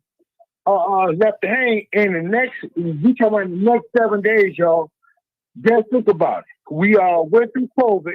We was getting money then, but now for the next 60 days, it should be something that we never seen. And I'm going to land my phone with that. Okay. I want to ask a quick question. Why is it that, just a general question, why is it that we love to see each other suffer? I'm talking about black people right now. And a lot of people going to get a pleasure out of seeing a lot of black people not being able to feed their small children. And that's what my mind taking me right now.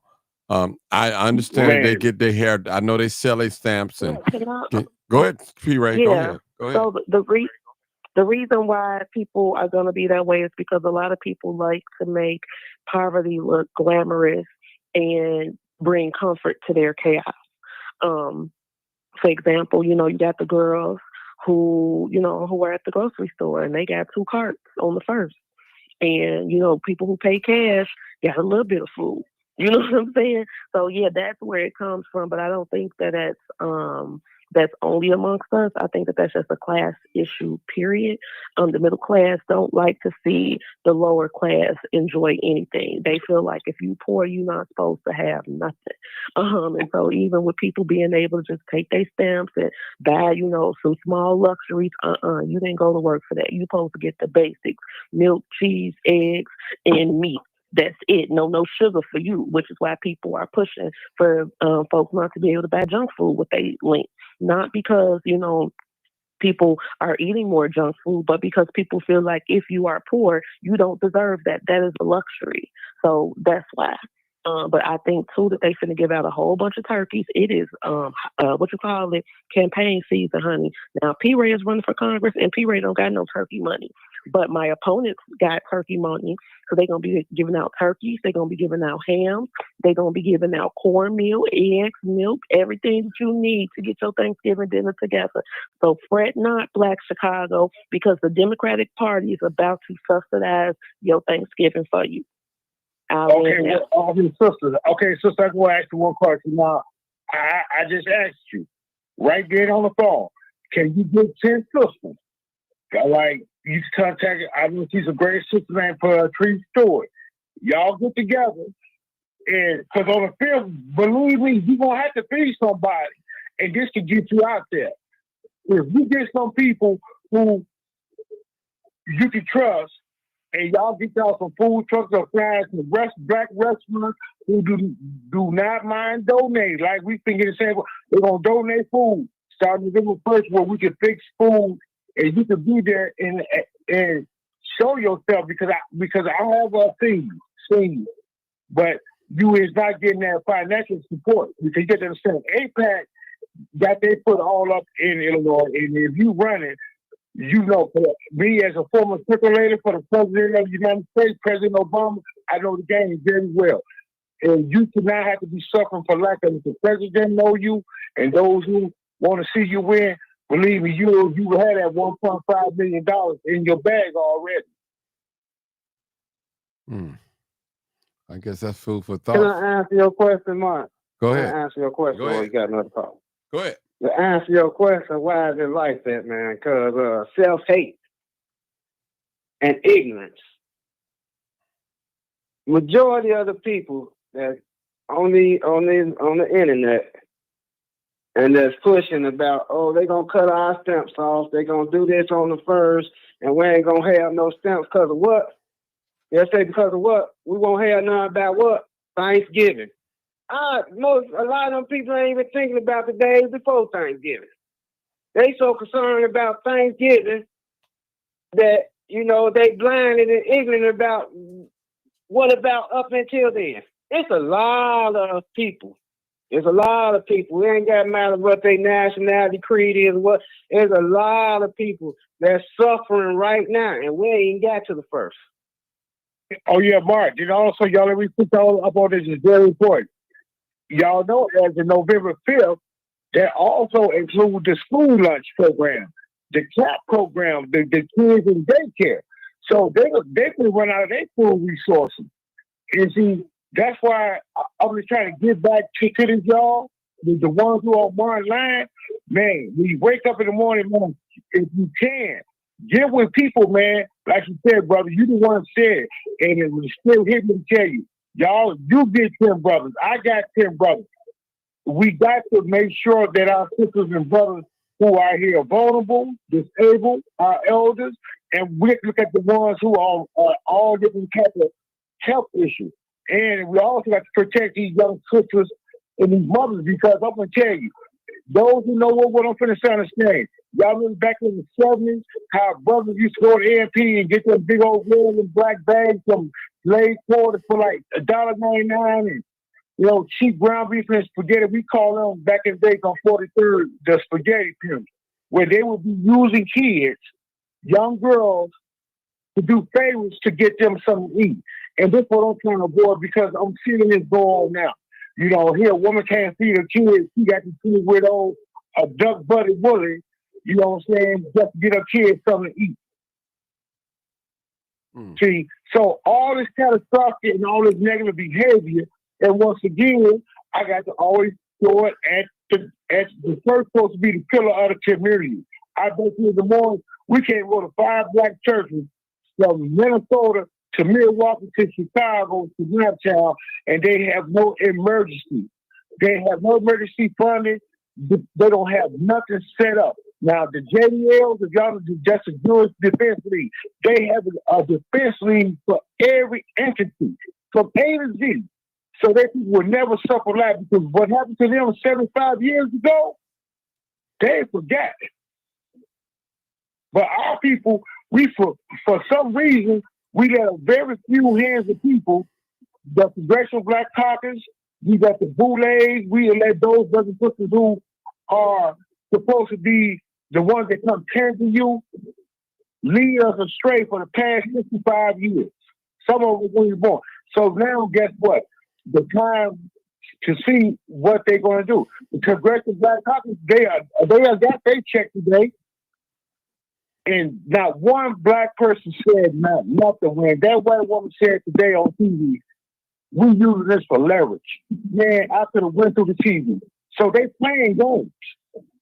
And they playing it right in our face. And they've been playing in Chicago face, in LA face, the Democrat Party since I've been a child. They just constantly playing in your face. Some people before you, and we had 5 years to show strength. But when they told the black church to stand down, do not protest, yes, we're going to put these migrants over you. Joe Biden said that on TV. When he walked across that stage, and guess what? We did not march in Chicago. We did march in LA. If Chicago they ticked it off, this whole country would have stayed when these migrants came. But they started pushing them in our communities. It's on the south side and South Shore, one of our prime black communities. My turf by birth, a lion in, baby. How did we let this happen? Because we have still got a colonized spirit. And for a lot of you brothers don't understand what I mean, we always been here, brothers, since the beginning of time, before Christ. So all of it's not from off the boat from Africa. Mm-hmm. This land belongs to us. And we got to start respecting it like it's ours as men. We are the original indigenous people of this land, Turtle Island. And it's time for us to step out. Even Trump even told you, those on the reservations, them is not the real Indians. And even their money got cut off October 1st. Okay, people, we probably going to end it right there. It's great. Hey, let me say this to old timer real quick. Go ahead. This will be real short. Martin put something on his show before, and he had it on Facebook that was real big. Though I had already seen some things, but I give him credit because he put it out there that I know of. And that is them getting $5,000 in food stamps. You don't hear nothing about that. Mm-hmm. And that came from your Democrats. Mm-hmm. Have a nice day, old timer. Brother, the Democrats and of the people, by the people, and for the people. That's what the democracy is all about. That's what the Democrats. See, you all doing a lot of talking. You're doing a lot of talking. And when black people were Republicans, you got to remember, they never wanted you to be the head of the Republican Party. Now, we were senators and we was doing all that, but you never was in the lead. And you got a woman right now that's a Republican down in Virginia. Trump haven't even announced this woman's name, trying to run for governor. That's because she was talking about him. Winston Sears. Oh, now see, there you go to cutting in again. All right, go ahead.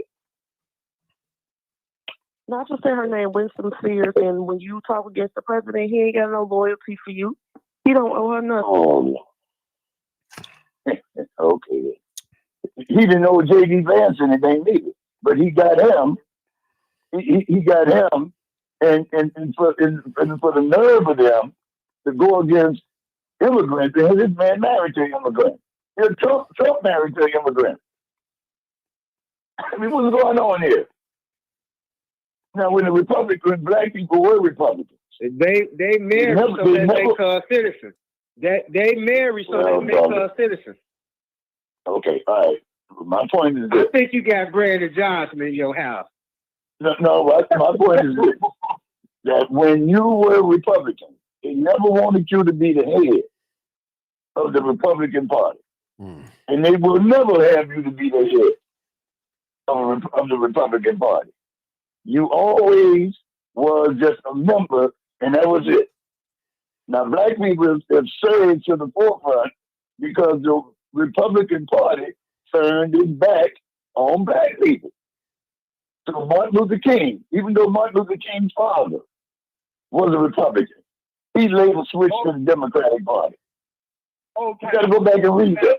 Yeah, but it probably also was a Marxist. You pointed that out, old timers, about black people never being the head of the Republican Party. Then we got representation in the Democratic Party for 60-some years, and we get nothing. The people that hold on, old timers. I just hate that you so sleep, and it's other people that you assisting to be sleep along with you and not live in reality. Reality is we got there's Democrats in the black people in the Democratic Party, but they're not leaders. They're not even leading and representing their constituents. We see it. But we have a voice. Hold on. It's not like you live in Norfolk, Virginia. You have lived in Chicago and the Chicago area, and I don't understand why you or other people that live here can't see what has went on and cannot accept what reality is. We've had black representation that doesn't serve us from a party that doesn't serve us. Brother, what I'm telling you is that from the old timer. Old timer. Let me just say this real quick. Hold it. Old timer, I need you to Google something real quick for me. This person's name. And you tell me Michael Steele. That's it. Come on now, P-Ray, stop it. You wasn't supposed to say that. That's what I was going to say. Look up Michael Steele, because he's talking too much and he don't know what he's talking about. Right. That's what you don't know what he's talking about, sir, respectfully. That's why we respect our elders, but when you don't know, you have to listen. Okay, well, what was the name? What's the point you making? Republican Party in Michael modern Steele. history. His name is Michael Steele. So you don't know what you're talking about. I know Michael Steele. Oh, come on. You got to be kidding. Okay, you got to be kidding. But they you got to be we kidding. have tangible proof of that, which means you just made that up to have something. Come on. Well, you should. No, you got to be kidding. Michael Steele. Instead of talking. Oh, come on. You got to Man, be he kidding. he won't even look up to see. He won't even look up to see was Martin Luther King a Republican. Okay, A lot of our people. That's why. Look, this is why we're in the shape we in now. A lot of our people, they just going off word of mouth. All you gotta do is put it on the TV or something, or put a celebrity or a politician in front of it, and now even a preacher, put it in front of it, and it's legit. You ain't doing no homework. I can't believe you ain't doing no homework. We got a new caller. He asked you to look up something. You won't look it up because, you know what I'm saying, some other people, I'll look it up. But I can't believe you brought up Michael Steele. You can bring them all the way to the well, but you can't make them think. Like they say, you can't make them think. He had to be wrong. Boy, I tell you. Okay. Michael Steele had just enough sense. Go ahead. Let's go to the next caller. I know about Michael Steele, but go ahead. 9461. 9461. Last four digits. Come on, caller. Is that me, Mike? Yes, you, Mama. Is that me, Mike? Yes, Mama House. How's everybody doing? Good. You know what, Mike? Now I was going to sleep, but Reverend there, he made me rise up, and I had to rise up and walk in this house. Reverend needs to go back to the word because he's all off track, Martin. I don't know what y'all calling him, old man, preacher man, or whatever. He's not up to date on what's going on in this city. What's wrong? Preacher, do you read the word? I told you, I asked you for the name of your church. I want to come. I want to come to your church. Because I want to be fed, but I don't want to be fed like that. Now, you were a total embarrassment tonight. That's why I didn't come on until now, because Martin said this was it. But Reverend, go back. If you if you're teaching, if you're on the phone with this I could imagine what you telling your congregation. And it must be your 5 people that's in your household. Nobody else is going to listen. Nobody else is going to listen. Okay, now if you're gonna, I respectfully. Okay, I respectfully asked the P-Ray last time we was on the phone, did she agree with common law living? Did she would believe in premarital sex? These are the things that people hold against the Democratic Party.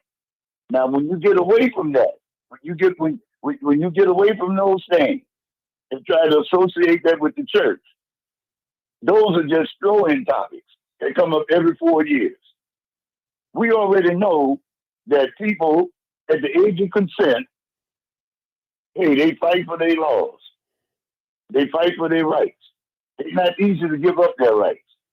So now if you want to make these morality issues part of the party, well, then you go right ahead and do it. I'm not here to argue for one against, because I never said that I agree with it, but I'm not going to throw all that up in it like you all trying to do. And the mother here, with all due respect, you seem like you're going along that track. Because the first thing you're going to ask me, wait a minute. The first thing you're going to ask me is, you supposed to be a reverend, and what you think about abortion? No. Okay, well, tell me where I'm wrong at. Okay, well, tell me where I'm wrong. Tell me what point of interest I'm wrong at. I never got on the phone and asked you. Okay, well, tell me where I'm wrong at. No. I don't want you. No. I don't want you to get me confused with any other young lady. But just tell me where I'm wrong. I never asked you anything about abortion. Okay, but just tell me where I'm wrong about the Democratic Party. No, you're twisted.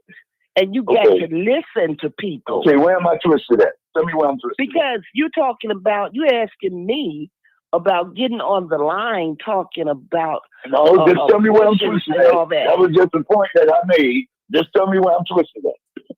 You bring it up the other young lady. No, the other young lady was talking. Just tell me where I'm twisted with the Democratic Party. Everybody got a choice. Everybody got a choice. You twisted, and what people are trying to get you to see, you putting it out there, and you asked P-Ray the questions that you did on the last show she was on. But as a person that's standing firm, 10 toes down for the Democratic Party, you happen to be a man of God. And you, regardless of what they say in their last platform, they have made it perfectly clear that they're going to bag homosexuality, perversion of children. They're going to bag this. And abortions, and those are the things. I'm a person. For the most part, I think a person has a right to do what they want to, unless it comes to those kids. But you're supposed to be a man of the cloth, a man of the word, a believer of the of God. But regardless of anything, you're gonna go against ungodly things. That don't make sense. That's not true. No, that's not. Yes, you're sitting here stumping for the people, and they made it perfectly clear what their platform is. And the problem is not only you. It's been said on this show and other places that our clergymen, our pastors, the church has sold us out, and we had an idea, but with this last election and everything on the forefront, there's no hiding. There's proof that you will go against your own God for the Democratic Party. That's what he's saying. Okay, brother, read your history. The first people that brought in abortion were the Republicans. No, that has nothing to do with it. We talking about you and the rest of the people that represent the Black church. Brother, okay. You're going against Margaret Sanger was a Democrat, a part of the KKK, which was the women of the Ku Klux Klan. Okay, tell me when the first abortion, when the first abortion was performed, who was in charge? The Republicans or the Democrats? They were performing abortion on slave women during slavery. There was a what they got to do with you? Gynecology. I'm talking about made it legal. I'm talking about You legally. can't talk to me about no coochie, sir. I got one. You don't. You can't tell me about that. No, come on. You can't tell me about that. What they got to do with you and the rest of the people that stand 10 toes down for the Democrats and this ain't got nothing to do with no, this ain't got nothing to do with no 10 toes down. This ain't got nothing to do with that. So what you're telling me that the black church since 1950 that's been voting Democrat, and knowing this, and it's up to 2025, and then you're gonna just tell me, Moulton, one person, that hearing him that I'm backing something, and all these preachers in the Baptist church and all the sanctified churches and everybody's been voting Democrat. Y'all all are sellouts. Okay, well then say that then. And there you go. So I don't want the mother to say that she's just talking about me. Talking about all of the black people that's doing it. Just don't point me out. You the only one on here that's a preacher. Oh, well, this ain't got nothing to do with this. Can I ask him a question? Can I ask him a question? If a person, and not to him, because I don't know if he's a minister, what I just heard people say. Well, just speak to the fact. But no, I'm serious. Let me ask a question. Brother, just speak to the fact that blacks been voting Democratic and knowing that abortion been there. Just speak to those facts. Don't worry about whether I'm a preacher or not. Speak to the facts that black people been voting Democratic and knowing that abortion has been under that umbrella all the time. Now speak to that now. I told you why we vote Democrat, because you got bullied in doesn't matter. the city of Chicago. We got the Shackman Decree. If you look up the Shackman Decree, sir, SHAKMAN, it was a federal decree that made the machine stop bullying people in order to participate in the society. Literally, they had to stop bullying people into the Democratic Party and would get charged federally for doing it. It's called the Shackman Decree. So if we willingly went to the Democratic Party, we wouldn't need this federal decree so they could stop doing what they were doing. We have evidence of that. We were. So you actually say you could not that white people want black people in the Republican Party. You couldn't get your garbage picked up if you did not belong to the Democratic Party. They was not shoveling your snow, and they would fight you. Literally, you couldn't get no city job. You couldn't join no union. All of that was dependent upon your membership in the Democratic Party. So that's why our people say, even now, if you run for a position as a Republican, because I'm running for Congress in the 7th Congressional District, people tell me all the time, P. Ray, I'm with you, I support you, but I can't sign your petition, because if I sign your petition, they might throw some signs on my building. They might take my contract away from my organization. They might do X, Y, Z, because people are afraid of machine backlash. That's why I go by P. Ray and not Patricia, because my mama name is Patricia, and she said she don't want her name mixed up in this because she don't want to deal with the backlash of the machine. This is real. And you are old enough to know this, sir, which makes me think that you're purposely being facetious to us right now. And that's not fair, because you are an elder and you have a responsibility to tell us the truth. What I'm only saying to you, I don't know why you doubt, and I don't know why you doubt what I'm saying. If you don't know the word, if you don't know the word of God, you can't know. Then you're doing the Bible in here again. You're doing the Bible. You're a reverend. You're a pastor. You're a pastor with a no-name church. Yeah, I had to throw that in there. Can I say this as a minister or a person of faith or whatever? Even if you ain't got to be no minister, no title on it, just a person of faith, whatever your faith may be. When you pray, that shall come from the heart. Do you agree with that, old timer? Yes. Okay, so I want you to do this, and everybody can look and see. And I can put video out there if I want to, but I want y'all to do y'all homework. Every preacher that they done had preach down in City Hall, they reading. It ain't coming from the heart. They reading about something they done wrote. And it usually be politics involved. What happened to separating from state from church? They don't use it no more, brother. So So the people have been misled for so long. It's a shame and a disgrace. That's why I said that downtown. I said what Jesus said. Come up out of her. Come up out of the Roman Empire. And or they're not giving forced to. See, the thing of it is, they're not giving chickens and calendars away no more. Okay, then. So let me just ask you one question. So you all that's on this line think black people should leave the Democratic Party and join the Republican Party? But now, if you know what, you can always go back. You gotta go where it benefits you. I'm just asking the question. Can you answer the question? Do you think that blacks should leave the Democratic Party and go to the Republican Party? Hell yeah! Right Absolutely. now, just say right now, baby, everybody turning red. Come on home, old timer. We love you. We're okay, then. So in your mind, Johnson, we accept them. We accept you. Okay, come on home, man. So in your mind, since 1970, blacks shouldn't have been Democrats. They should have been Republicans all the time. Man, go back to the. Let me tell y'all something. Let me interject this here, because a lot of people be hating on the Moors and stuff like that. Here in Chicago, you can look it up. Oscar the Priest, Louis B. Anderson, etc. In the 20s, we got them Republicans into office. That even the governor invited the Prophet Noble Drew Ali to the inauguration.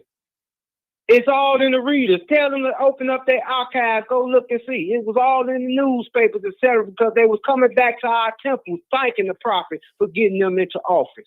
And our people, that's why Bronzeville looked so beautiful and boom for so long.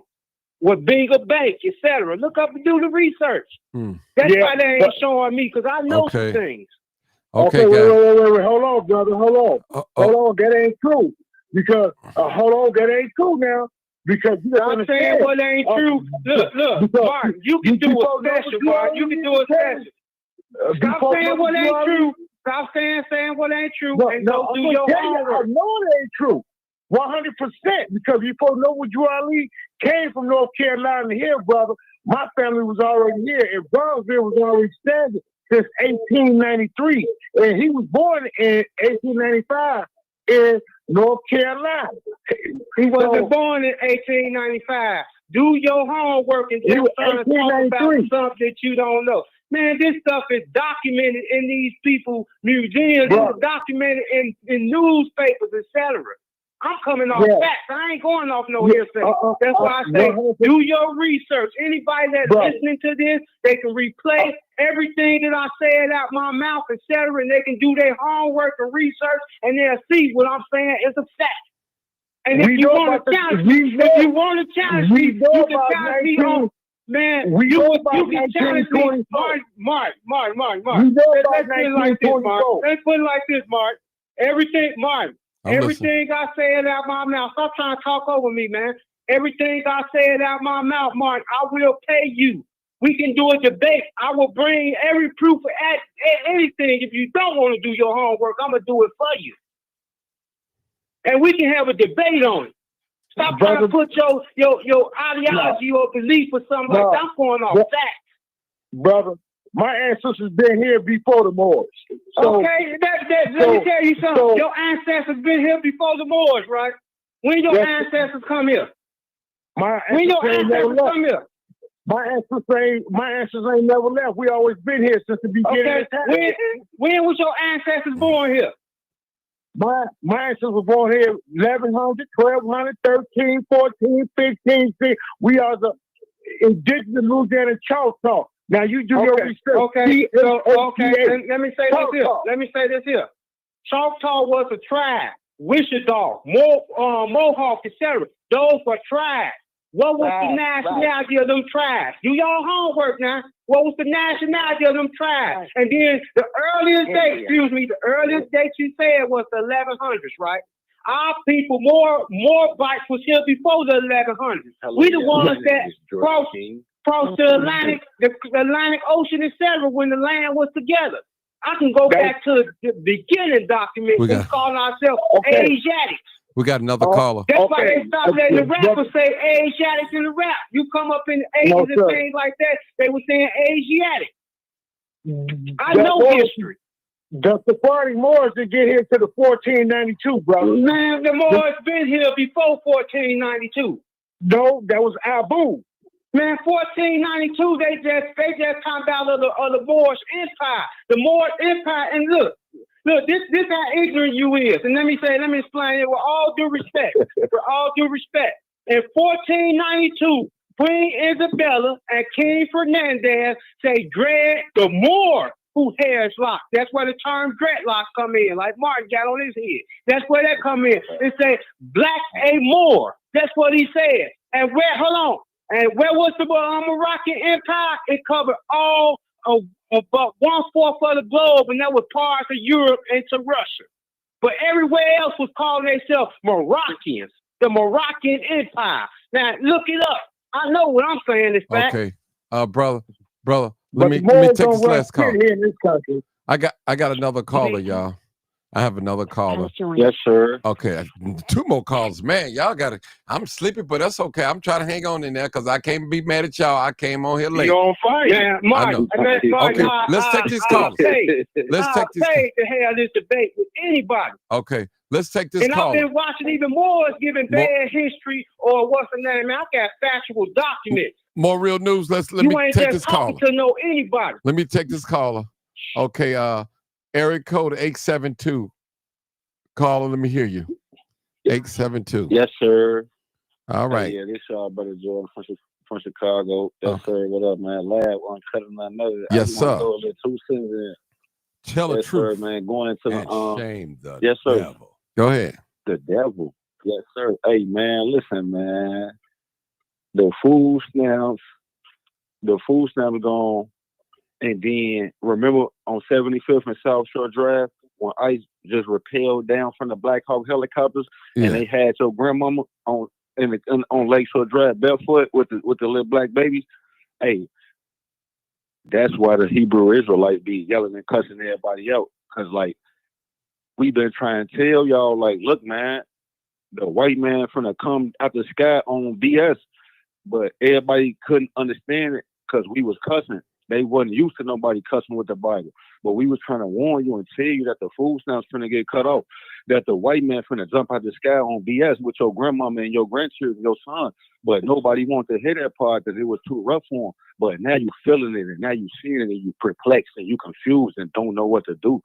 So like that's everybody in the city, man. Like I've been outside preaching in Chicago for like 7 years by myself. Like outside with the brothers by myself, like I just want to warn the people and tell them like ain't no other end game to none of your philosophies and doctrines, man. Like the only philosophy and doctrine is what God said He gonna do. Whatever you feel and think, it don't matter. Whatever them scriptures say, the best-selling book of all time, that's what matters and what counts. And everybody got the same Bible and book in their house, but they not paying attention to it. So we out here to just warn everybody, tell you out of love. It's tough love. We don't give a F. Like, we out here to warn you and tell you it's only going to get worse. Niggas going to keep arguing and fighting and not getting to no point. Only point is you got to find the Lord, man. The true name of the Lord. You better find the Lord. So I'm gone, Martin G. Johnson. I ain't mean to get on here and get the preaching of religion and politics. I know. But I'm gone to, hey, it's only going to get worse. That's what the Bible says. So, man, I appreciate. Mark, can I respond to that? Okay, go. Because I'm getting sleepy. But I just want to respond to that. Okay, go ahead. So a couple things. Number one, when the Black Hawk helicopter came out the sky, that's because the people over there gave me that address, and they say, P. Ray, pass this up to your Donnie and tell them that we need help. Block Club Chicago did a report today and said that those people over there in South Shore made thousands of calls to the Chicago Police Department and did not get an ounce of help. They went to the courts about what happened.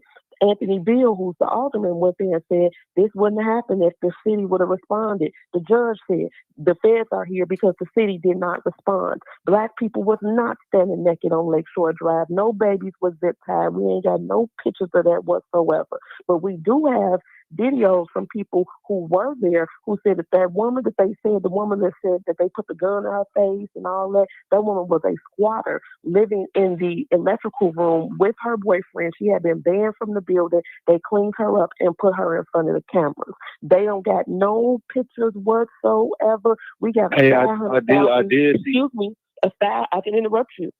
We got a $500 prize right now for anybody who can put a picture of a zip-tied black child with some little barrettes, beads, or locks in their head over there on 75th Street. That did not happen. The reason they are pushing all this propaganda on us is because they want us to use our Negro bodies as shields against the federal government. And we keep saying this ain't none of our business. ICE not going to come bother us. So now they have to use propaganda to get us emotionally involved in something that ain't got nothing to do with us. We ain't getting deported. They're going to send us to Mississippi. Ain't nowhere for us to go. We at home. Ignore all of that propaganda. We did not do all of this work. And Martin can tell you, we've been working on this for years. But I just saw the video that ICE released a video. ICE released a video from that night. I did not interrupt you. ICE released a video from that night. I saw a black nigga with an afro. It was a nigga with an afro got locked up. You saying there was no black people. I saw the video from ICE. You're not gonna do this to me, honey. I don't know you. No. Okay, I don't know you. I listen to you talk. B-Ray, hold fast. B-Ray, no, this how we'll do it. Because let's stop the hearsay. Hearsay, no proof of truth. Send Martin the video right now. I'll play it. Just send me the video. He'll put it up. Yeah, send it to him. Because like I said, that does not exist. They're trying to get us emotionally riled up so we can go out there and fight ICE. And black folks all across the country from sea to sign and sea said, this ain't none of our business. When they came over here and raided the Walmart on North Avenue in Costner, in the middle of the Austin community, America's largest black community, guess what we did? Black folks moved to the right and let ICE do what they needed to do. Kristi Noem, the Secretary of Homeland Security, was over here on the west side raiding that Walmart, and down at Negro in Austin got harmed. So we need to stop telling that lie to our people. ICE is here to help us to get these invoices up out of here so our taxes can go down and the resources that they are getting can go to our people. Nothing more, nothing less. This is not an attack on the American people. Please stop telling that lie. We didn't do all this work to bring these people here for our people to be attacked. Come on now. P-Ray. Pro is for real. Show that video. Send that video to Mark. Yes, sir. Hey, P-Ray. So you saying now, if I heard you correctly, so you saying the picture that they put up of a baby in the zip tie is not true, right? Is that what you're saying? So the daddy is a policeman. The baby didn't have on the tie. He had on handcuffs. And if you watch the whole video, the little boy got out the house and the daddy said he's supposed to be on house arrest. I'm finna catch him. So in the video, you can see him chasing his son, putting the handcuffs on him and walking him back to their house. That's the daddy and the son. That wasn't the federal government. Oh, wow. And that's what I'm saying. That's the level of manipulation that we're dealing with. And they gave that woman housing and the other woman from the interview. They gave them housing. Yes, this is all emotional manipulation to get us involved in this anti-ICE move because black people keep saying this ain't our business. So the lies and propaganda is definitely going to increase and get more intense. And that's what I'm telling my people. As you see ICE move to the right, just like you would do any other emergency vehicle, the black people that's getting caught up in it are the ones that's standing out there with them fools hollering at them and screaming at them and throwing stuff at them. What is you doing that for? You got plenty of stuff to be doing out here in the Fed space, looking for attention, trying to go viral. No, they are not here to harass Negroes and kick in our doors. No. Hey, just like that Hebrew Israelite that was out there at the center out there on TV, etc. Man, they playing games. It's like I said, COINTELPRO will. Some of our people just want attention. They taking any kind of finance, etc. And that's why, it's more than just politicians selling our people out. They got people on boots on the ground that's selling our people out. More real news. Hold on, let me take this last call. Y'all, I got wait a minute. The main thing. I got the last caller, y'all. People are forgetting the fact what Frederick Douglass and Dr. Carter Anderson said. Each time there's a influx of migrants, it pushes you and your descendants to the back of the line. Correct. Yes. That's correct. That's first and foremost. First and foremost. Okay. I have a heart for people, but mine first. Okay. All right, Bill. Y'all letting the line get longer and longer. I got 2 more people to call. Okay, I have 206 to call now. I got to make him last. Okay, I got another caller. 0870. 0870. That's me. Come on. That's me. Call. What's up, Mickey Myers? Hey, how you doing? What's up, Mari? Long time. What's up, Nikki? Yeah, how you doing, my dear sister? Good. I got a few things I want to say. Y'all, I'm a comment on the ICE fire when she say, blacks ain't got nothing to do with that. We don't got nothing to do with that. But see, that you got to look at everything. ICE won't. Let me tell you something. This the city, right? You got all the white folks coming from the suburbs. They stay all in Naperville, and they stay in all these Evergreen. They tired of riding the metro to get to work. They tired of riding the metro to go all the way downtown.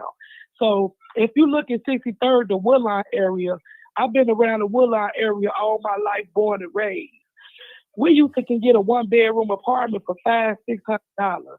Rent $1,500 for a 1-bedroom, $1,000. They making the rent so high that black people can't even move in the area no more. They want to get all the black people out the city, put all the white folks in the city close to their jobs, and move us all to the suburbs. So with the food stamp part, let me tell you about the food stamp part. See, they know what they're doing. They know if they don't give out no link, they know that black folks, they already know what they're going to do. They're going to go into all the stores. They're going to get the loot real bad once, going to tear in all the stores. And you know what they ain't going to do? They're going to close all the stores down. They're going to give us a chance. We ain't going to have nowhere to go shop. Now we're going to all get to moving because everything closed down. I think it's a plan to move the white folks. They know what they're doing. You got to look at it. Y'all got to look. I'm telling you, the white folks is tired of living in these suburbs.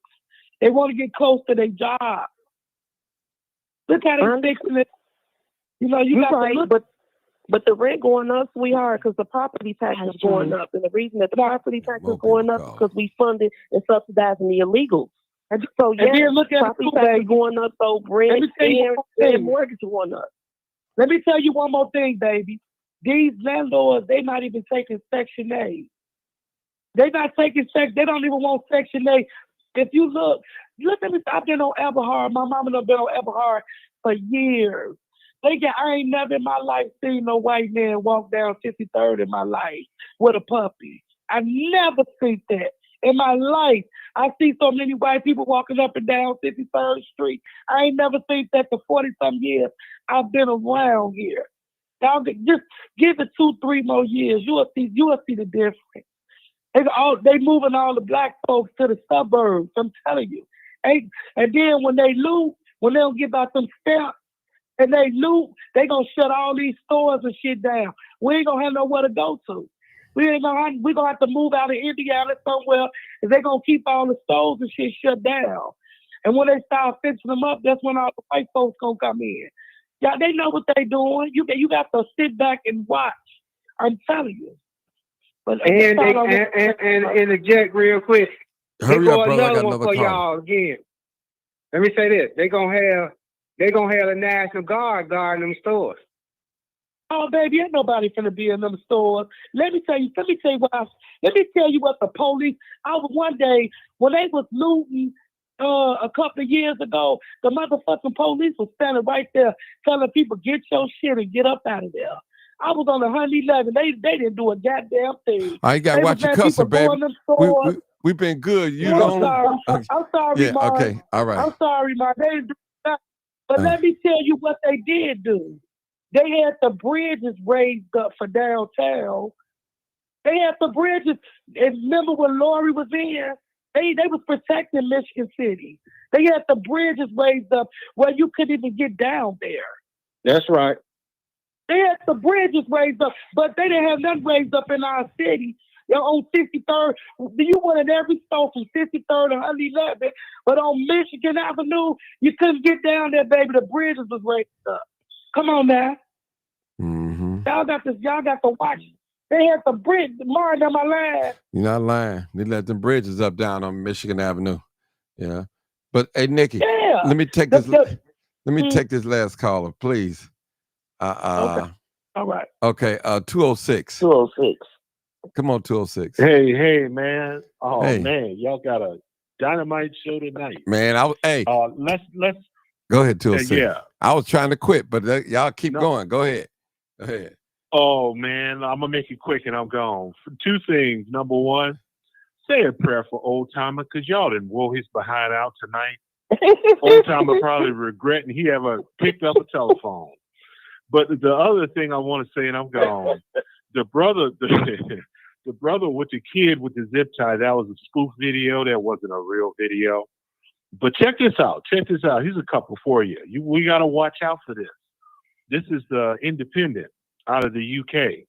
The headline is Kristi Noem accused of posting fake video of black men threatening ICE agents. And another one is Kristi Noem, Department of Homeland Security, director of the Department of Homeland Security, under fire for sharing doctored video of black teens as ICE threats. So they're putting all kind of fake stuff out there. You got to be careful because all they do is lie. And Kristi Noem has a history of lying and putting fake stuff out there. So be careful. T-Ray, it's good to hear from you. Yeah, it's good to hear from you too, but let's talk about that video because I went in on DHS initially. I'm like, man, y'all bogus. Y'all owe these boys an apology. And then DHS responded. They said, actually, we have receipts. And that boy posted that video his darn self, okay? And his little bad butt got a visit from the FBI. That was not a doctored video. Initially, he put out the video and said, we don't fight Iran. And it was a patriotic video. Then he put the video out again and said, oops, this is an anti-ICE video. So then when it caught on, he said, oops, my account got hacked. But this is the U.S. government, so they can search every clip. And saw that he posted that video himself. It was never he did that himself video. Then. Yes. And that boy is not a Negro, he's a Haitian. So yes, it makes sense for him to be anti-ICE, but they look at him and assume he's one of us, that the Negroes want to fight ICE. And this ain't our business. Move to the right. Yeah. Yo, we gotta vote for P-Ray, y'all. We gotta put her in office. Because I generally bring the receipts, but she brought the receipts and receipted my receipts. So I'll mute my line, Brother Martin. Good show. We got another caller. Another caller, people. Hey, Martin. Yeah. Okay. Hey, Martin. It's A-Tuck. Go ahead, brother. Hey, I sent you a video of that little kid getting arrested. That was his dad that did that, and they were playing cops and robbers. That's the video he's talking about. I think so. I think that's the one. I think that's because they said that was an authentic FERS out there at 75th. So you sent me the video? Yeah, I guess that video was down in Texas or something, but people were using it as tying it to that and whatnot. I had went and found it for you if you guys wanted to see it, whatever. Okay. But, okay. I told you, hearsay, no proof of truth, Mark. Can I say something? Do y'all know? Go ahead, Nikki. Any black? Do y'all know? Let me ask y'all a question. Do y'all know that in those big high-rise buildings on like 18th in Michigan and Randolph in Michigan, them big buildings down there? Do y'all know that a lot of those buildings down there are Section 8? Yeah. Mm-hmm. Do y'all know? Do y'all know that? Do you know? I didn't know until I met a white lady, and she told me that she know a lot of white people that's on Section 8 in the building, and they're not gonna ever tell blacks that they accept Section 8. That's right. You know, Black people all on the north side. All over there on Chestnut, all around there where the malls used to be at. Bloomingdale Yeah, and when we stuff, look yeah. at that, they say the rent is $2,000 and $2,500 Sheridan. a month.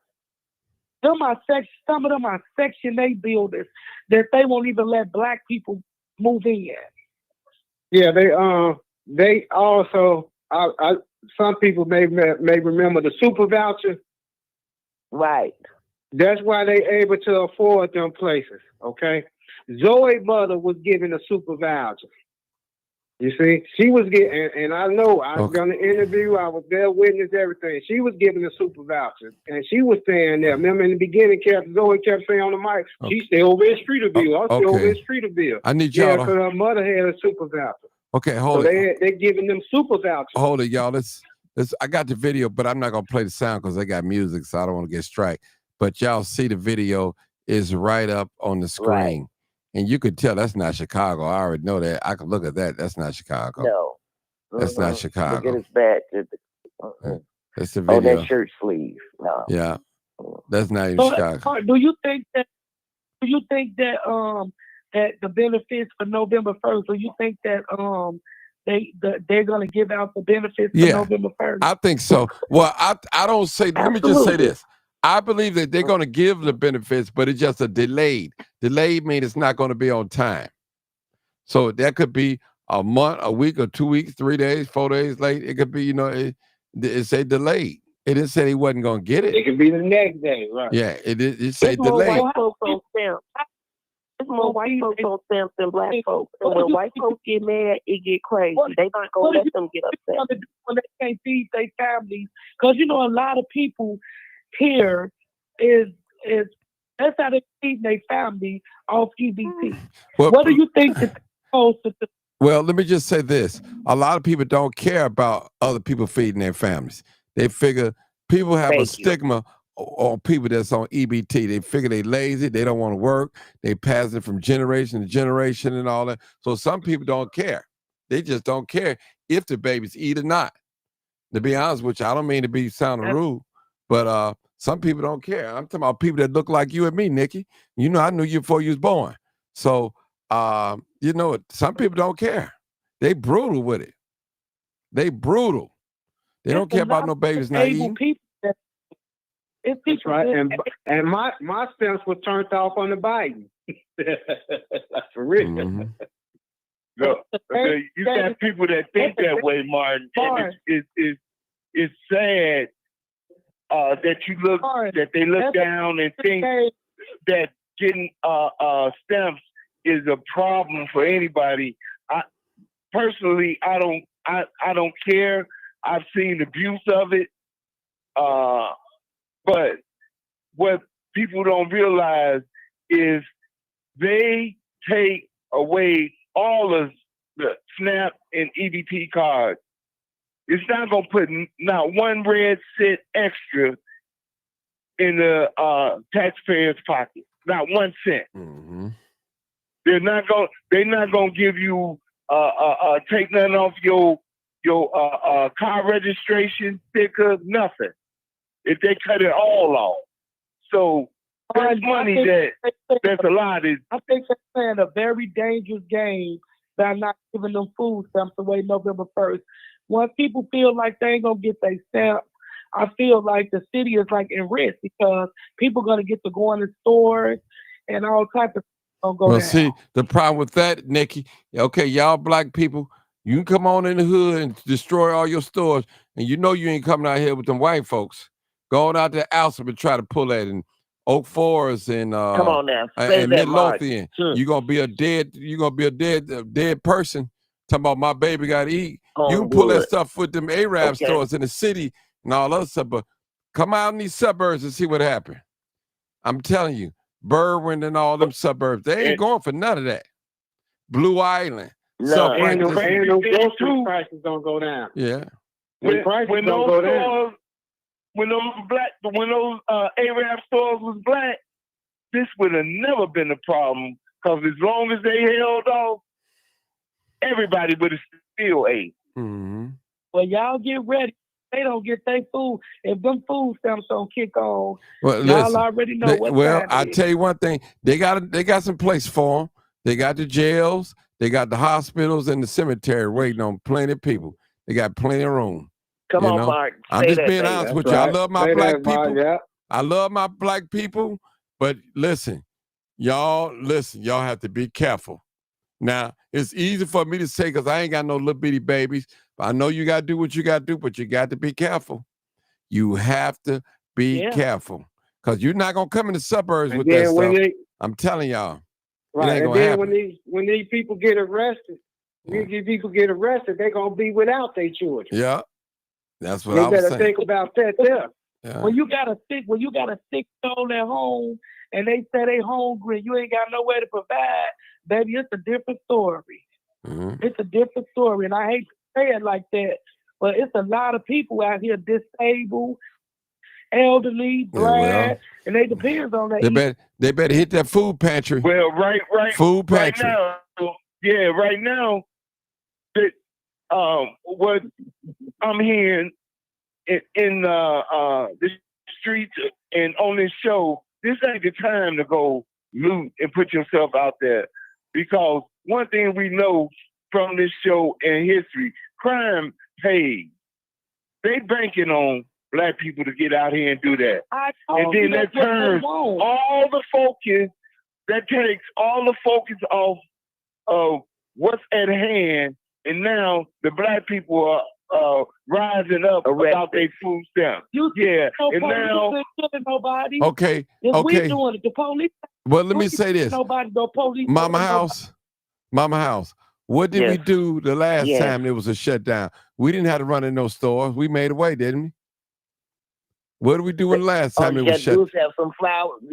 We made away, baby. Because all you got to do, every black sister know how to take some cornmeal and some flour and some egg and butter and milk and pull and scratch up and make a meal. That's one thing we were taught in life. Mm-hmm. How to put a meal together. You ain't got to go out here and loot and all that stuff. That's unnecessary. Mm-hmm. Why get your name all publicized? Because they waiting on it. You live in on if you can't turn to somebody. If you can't turn to somebody in your family, a neighbor, and your kids hungry, you live in real foul. I feel that this was set up for failure anyway. Well, we they don't have want to. Blacks out the. Yeah, we don't have to fall into it. We know. I mean, come on, history showed it. Listen, we didn't do it the last time it was a government shutdown. We didn't tie the stores up and all that. You know, so and we didn't do that. Last time they was tore out, Martin. Last time it was tore up, it was in 1967 when they raided and busted open all over Madison and Pulaski. Went in the shoe stores, went in the grocery stores on Madison and Pulaski. All y'all black people, 1967. listen to all y'all black people. If you think that you're going to go in the Spanish neighborhood and go in there and put a basket full of groceries and walk up out of there, there's going to be another thing coming. Y'all see what happened during the George Floyd riot. Okay. They came and tore up the black community, but when blacks tried to go over there and loot, they wasn't having it. They wasn't having it. Wasn't having it. So y'all They go. didn't predict. Yeah. They ain't getting no EBT either. Yeah, but I'm just saying, they ain't going to tie their stores up where they live at. That's all I'm saying. Baby, they've been getting EBT in every state. Ain't no state exempt. Everybody getting them. Every state gets EBT. Ain't nobody discriminated against food stamps. Yeah, go ahead, old timer. Okay, brother. I want the brother to know that it was greatly exaggerated, the demise of the old timer. Brother, I'm going to stand regardless of what. Now, we have some serious issues there. And the issues is the Republican Party, when you ride so high, they're going to let you know who you are. They did it to Herman Cain, and they did it to other blacks. And they're doing it right now to Tim Scott. They're doing it to Representative Donalds. You ain't heard nothing from them since Trump been in office. He told them to be quiet. Donald is running for governor. So now there you go. Turn me off again. There you go. He's been busy, very busy. You're not keeping up. Byron just raised $30 million to become governor of Florida. Tim Scott is a U.S. senator. How could the GOP not be helping them when we have tangible evidence of their success? What are you talking about? Helping them to be quiet. You're right. Helping them to be quiet and speak against black people. Can I ask you a question? See, Go ahead. brother, look, they did it to Herman Cain. Herman Cain was Hold on, Nicky. Somebody talking. Someone is talking. Hold it. Someone is talking. Go ahead, old timer. Go ahead. No, go ahead, old timer. I want to hear from you. Okay. Okay, now you got Herman Cain was a Morehouse graduate. He turned out to be a Republican, and he had headed many different organizations. They cut him down and chopped him down and reduced him to the lowest term. Now, Michael Steele, I knew about Michael Steele. I didn't think that y'all would go there since that was such something that was something lately that all of us know. Michael Steele was head of the he was the so-called head of the Republican Party until he saw it for what it was. Now, actually what Michael Steele is doing now, he's speaking against all the things that the Republican Party is doing. And I don't understand why P-Ray didn't say that. Okay, I'm well aware of that. But what I'm telling you is that we have a righteous fight, but we don't have nothing on our side. Everything that we got, and we're going to have to fight it out. And right now, you got the whole world against us, but we survived it. And we're going to continue to survive. We survived Jim Crow, and we're going to survive that numbskull we got up over there that's gone rogue in the United States. Mm-hmm. And he's gone rogue. He's gone rogue, and that's all it is to it. And he's doing everything he can to keep the Epstein files covered up. And that's what he's doing. We don't give a damn about the Epstein. Hold on, wait a minute. Wait a minute. Hold on for a second. Nobody cares. Nobody cares. Stop bringing that up. We're in the middle of the debate. Government is closed. You talking about some Epstein? Let him talk, P-Ray. Let him talk. Let him talk. Let him talk. That brother over there, 1600. He will not go against a white country, but he will go against anybody that's got any type of tinge to their skin. If you got any type of olive, that's why he's doing that to Venezuela. But he won't do it. He won't give Ukraine stuff to fight against Russia. He won't go against Denmark. He won't go against Norway. He won't go against none of those white countries. But anybody that's got any type of tinge to their skin, he's coming against it, except Israel. Okay. Now, I know about the Bible with Israel. But the only thing I'm telling you is that black people cannot be deceived by this man. And that's all he's doing. He's a deceiver, and he's not for black people. Okay. That's all it is to it. Now, he's going to prove this. And P-Ray, how come he won't do the same thing to Putin that he's doing against other countries? Putin is going over there killing people. We have plenty of things. Oh, come on, you know what I'm talking about. Don't try to be like you don't know what I'm talking about. You know. Don't know what all right, then, okay, all right. Okay, hey, Brother Martin. Yeah. Hey, Brother Martin, Brother Martin, I want you to know. Indians are buying I'll tell you. I hear what you're saying, T-Ray. I hear what you're saying. Okay, T-Ray. Respectfully. T-Ray. Them little lightweight sanctions. Okay, T-Ray. Them little lightweight sanctions. I understand what you're saying. I don't know. I ain't trying to do it like that. I ain't saying it that way. You should have said my name because you don't know. Okay, well, I apologize for saying your name. I don't mean it that way. No. I don't mean it that way. You just said. Question. Okay. Okay. Now listen. Hold it. Okay, what I'm saying. Y'all, hold it. Everybody hold up for 1 second. We got a new caller. This got to be my last caller, y'all, please. Then we can continue on. Area code 609. 609. 609. Okay. Thank you for. Hello, everyone. Okay. Hello, everyone. I want to bring this thing up about food stamp. Food stamp will be close to 90% of the financial effect.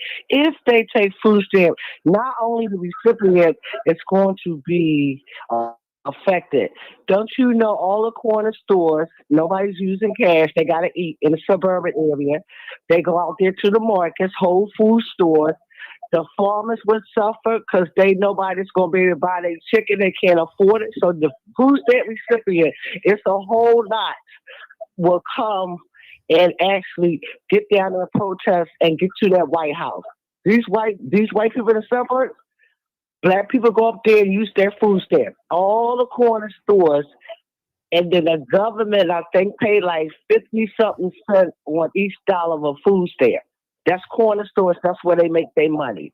So now what they want to do is try to get everybody and hijack into these protests and just start taking pictures that paint a narrative.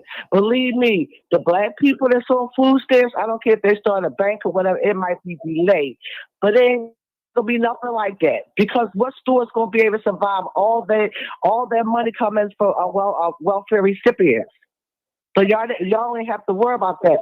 Just want a white man to be down there at City Hall, and there will be an election because all their business will close down. That's why I say them prices gonna go down. Let her finish. Go ahead, ma'am. Keep going. 609. You good. So this is what I'm saying. This is like everybody says it's not our fight, and we're supposed to be laying back. We're supposed to be laying back just to see how they operate. It's like you can't fight a war until you find out what kind of war. If you're gonna fight, if it's a war of knives, if it's a war of guns, you can't go there with a knife. You gotta fight the war it is.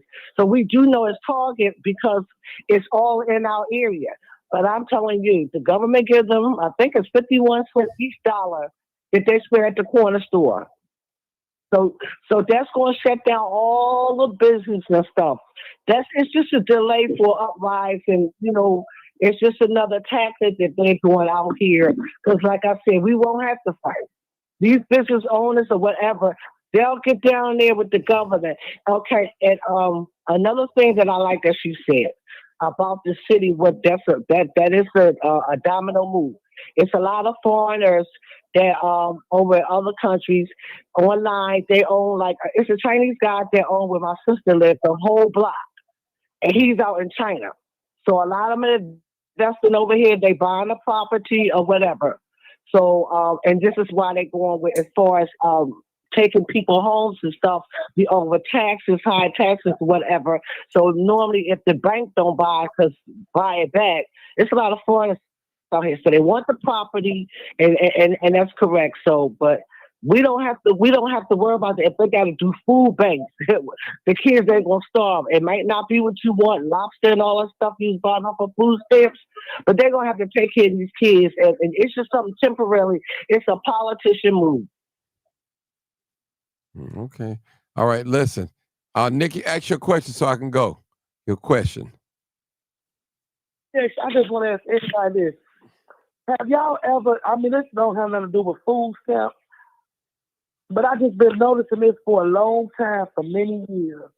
Have y'all ever seen the state patrol do a seatbelt check in any white neighborhood?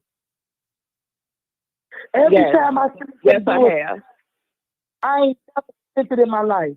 Every time they do a seatbelt check, it's on 87. It's in a black poor community. I ain't never seen them do a seatbelt check in a white neighborhood. Please let me know where you think them doing that, because I ain't never. I've seen it in Orland Park. I've seen it in Orland. I've seen it in Forest Park. I've seen it in Oak Park. Yes, they do it Manhattan Road. Yeah. Yeah, it's a state. Joliet. It's a revenue generating. Romeo Field. I ain't never seen. And not just seatbelt. They looking for people that insurance cards, drinking and driving. Yeah. They want to make sure you got your license plates and your registration and insurance on your vehicles. I was doing 102 on the highway, and the officer pulled me over, and he said, "I ain't getting nobody for drinking and driving, etc."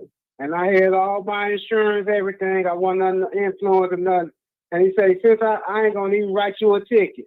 He said, "Hold on 1 second." He came back to the car and he threw about $500 at least 500 different brochures of drinking and driving, DUI, etc., without traveling seatbelt into my lap and say, "Have a nice day." I want to give some reassurance all right, Bill, I gotta go. People. Dude, say it last, and I gotta go. All right, go ahead, Bill. Okay. As far as the food stamps getting cut off, it's more white people that's on EBT and SNAP and all that in these rural areas. And if you think that Walmart and these major chains are going to sit back and lose money and not fight, have their lobbyists and friends in high places keep their money flowing, you got to be crazy. So don't panic. Don't panic. Don't go out there and do nothing stupid and commit a crime to justify it. Mm-hmm. All right, y'all. We're going to end it right there, That's y'all. right. You already know what it is. That's it. Live, uncut, it. unedited. Tell the truth and shame the devil. Thank y'all for hanging out with me tonight. Appreciate all the wonderful panel. Everybody. Thank you, Mama House. Thank you, P. Ray, Bill. 3:30 this morning. Yep. Listen, my brother. Love you, Mike. Washerman. Love you too, sister. Old Timer and all the others that came in. I don't know y'all name. 206. I know his real name. I don't never call it out, but I appreciate you guys for tuning in. Y'all make the show. And man, y'all was amazing tonight. I mean, I got sleepy at the 2-hour mark, but I made it. I made it through. So appreciate y'all. And the reason why I go so late. Called in on the right time. Mike. Yeah. Thanks. I made I work full time, so sometimes I had to wind down to handle my little business while I'm at work, while I'm off work. Then I come on this podcast. I don't want to neglect this, but I wish I can just come a little early, like around 8:00, but it don't fit well with my schedule right now. But it is what it is, people. All right, just share the video, like the video. If you're on YouTube, share it, like it, subscribe it, tag it to someone, let them know that, hey, we talk some real stuff on here tonight, especially about EBT. And I need you guys to bring me more information about the EBT. Those of you that find out more information about, just send it to me, inbox me. And I do use video, y'all know that. So I do pay attention to what people are saying. Now that I want to thank all my Democrats and Republicans that came on here tonight. Remember, you be one first, you black first. So thank you so much. So whatever side of the party you're on, make sure you represent your people. And that's all I ask. As I'm not on here trying to convert nobody over, whatever, float your boat, let it float your boat, but represent your people to the fullest. All right, people, I gotta go. You already know what it is. Thank you for your platform, and God bless you. Thank you, brother. And thank you. The devil. I love being Did I black. get the pastor's address to his church? He ain't gonna give it to you. Oh no, we not gonna do that. We No, we don't have to go there. Just keep on praying, sister. All right. Y'all get off old timer now, y'all. Y'all ain't gonna, he. Yeah, this is a righteous show. Yeah. Hey, Martin, All right. Hey, man, I want you to know I ran your birthday for 24 hours on my Story, on my computer, on my okay. On my Facebook page. I ran it for 24 hours. Man, I appreciate you, man. I appreciate you. Well, everybody know who you are now. Pretty soon they're gonna be over there following you now. Okay. Well, thank you. I mean, we'll get it straight though. We straighten it out. Okay. Atlanta most say, let's straighten it out. That's right. That's right, Adam. All right, Adam. Hey, Okay. y'all. By the way, he is a man of God. He's a minister. He's not a pastor, y'all. So that's what it is. All right. And y'all, Yes, Lord. All right. All right. Hey, did you get them videos I sent you, old timer? I sent you them videos. The Oh, black which people one? fighting. I texted to you. I texted to your phone. A lot of black people. I'll look at it. Look at them. They tore up a theater jumped in there and just start crashing theaters. Bunch of young people, you know. So we got to do better, people. Yeah, we got to do better. right. I'm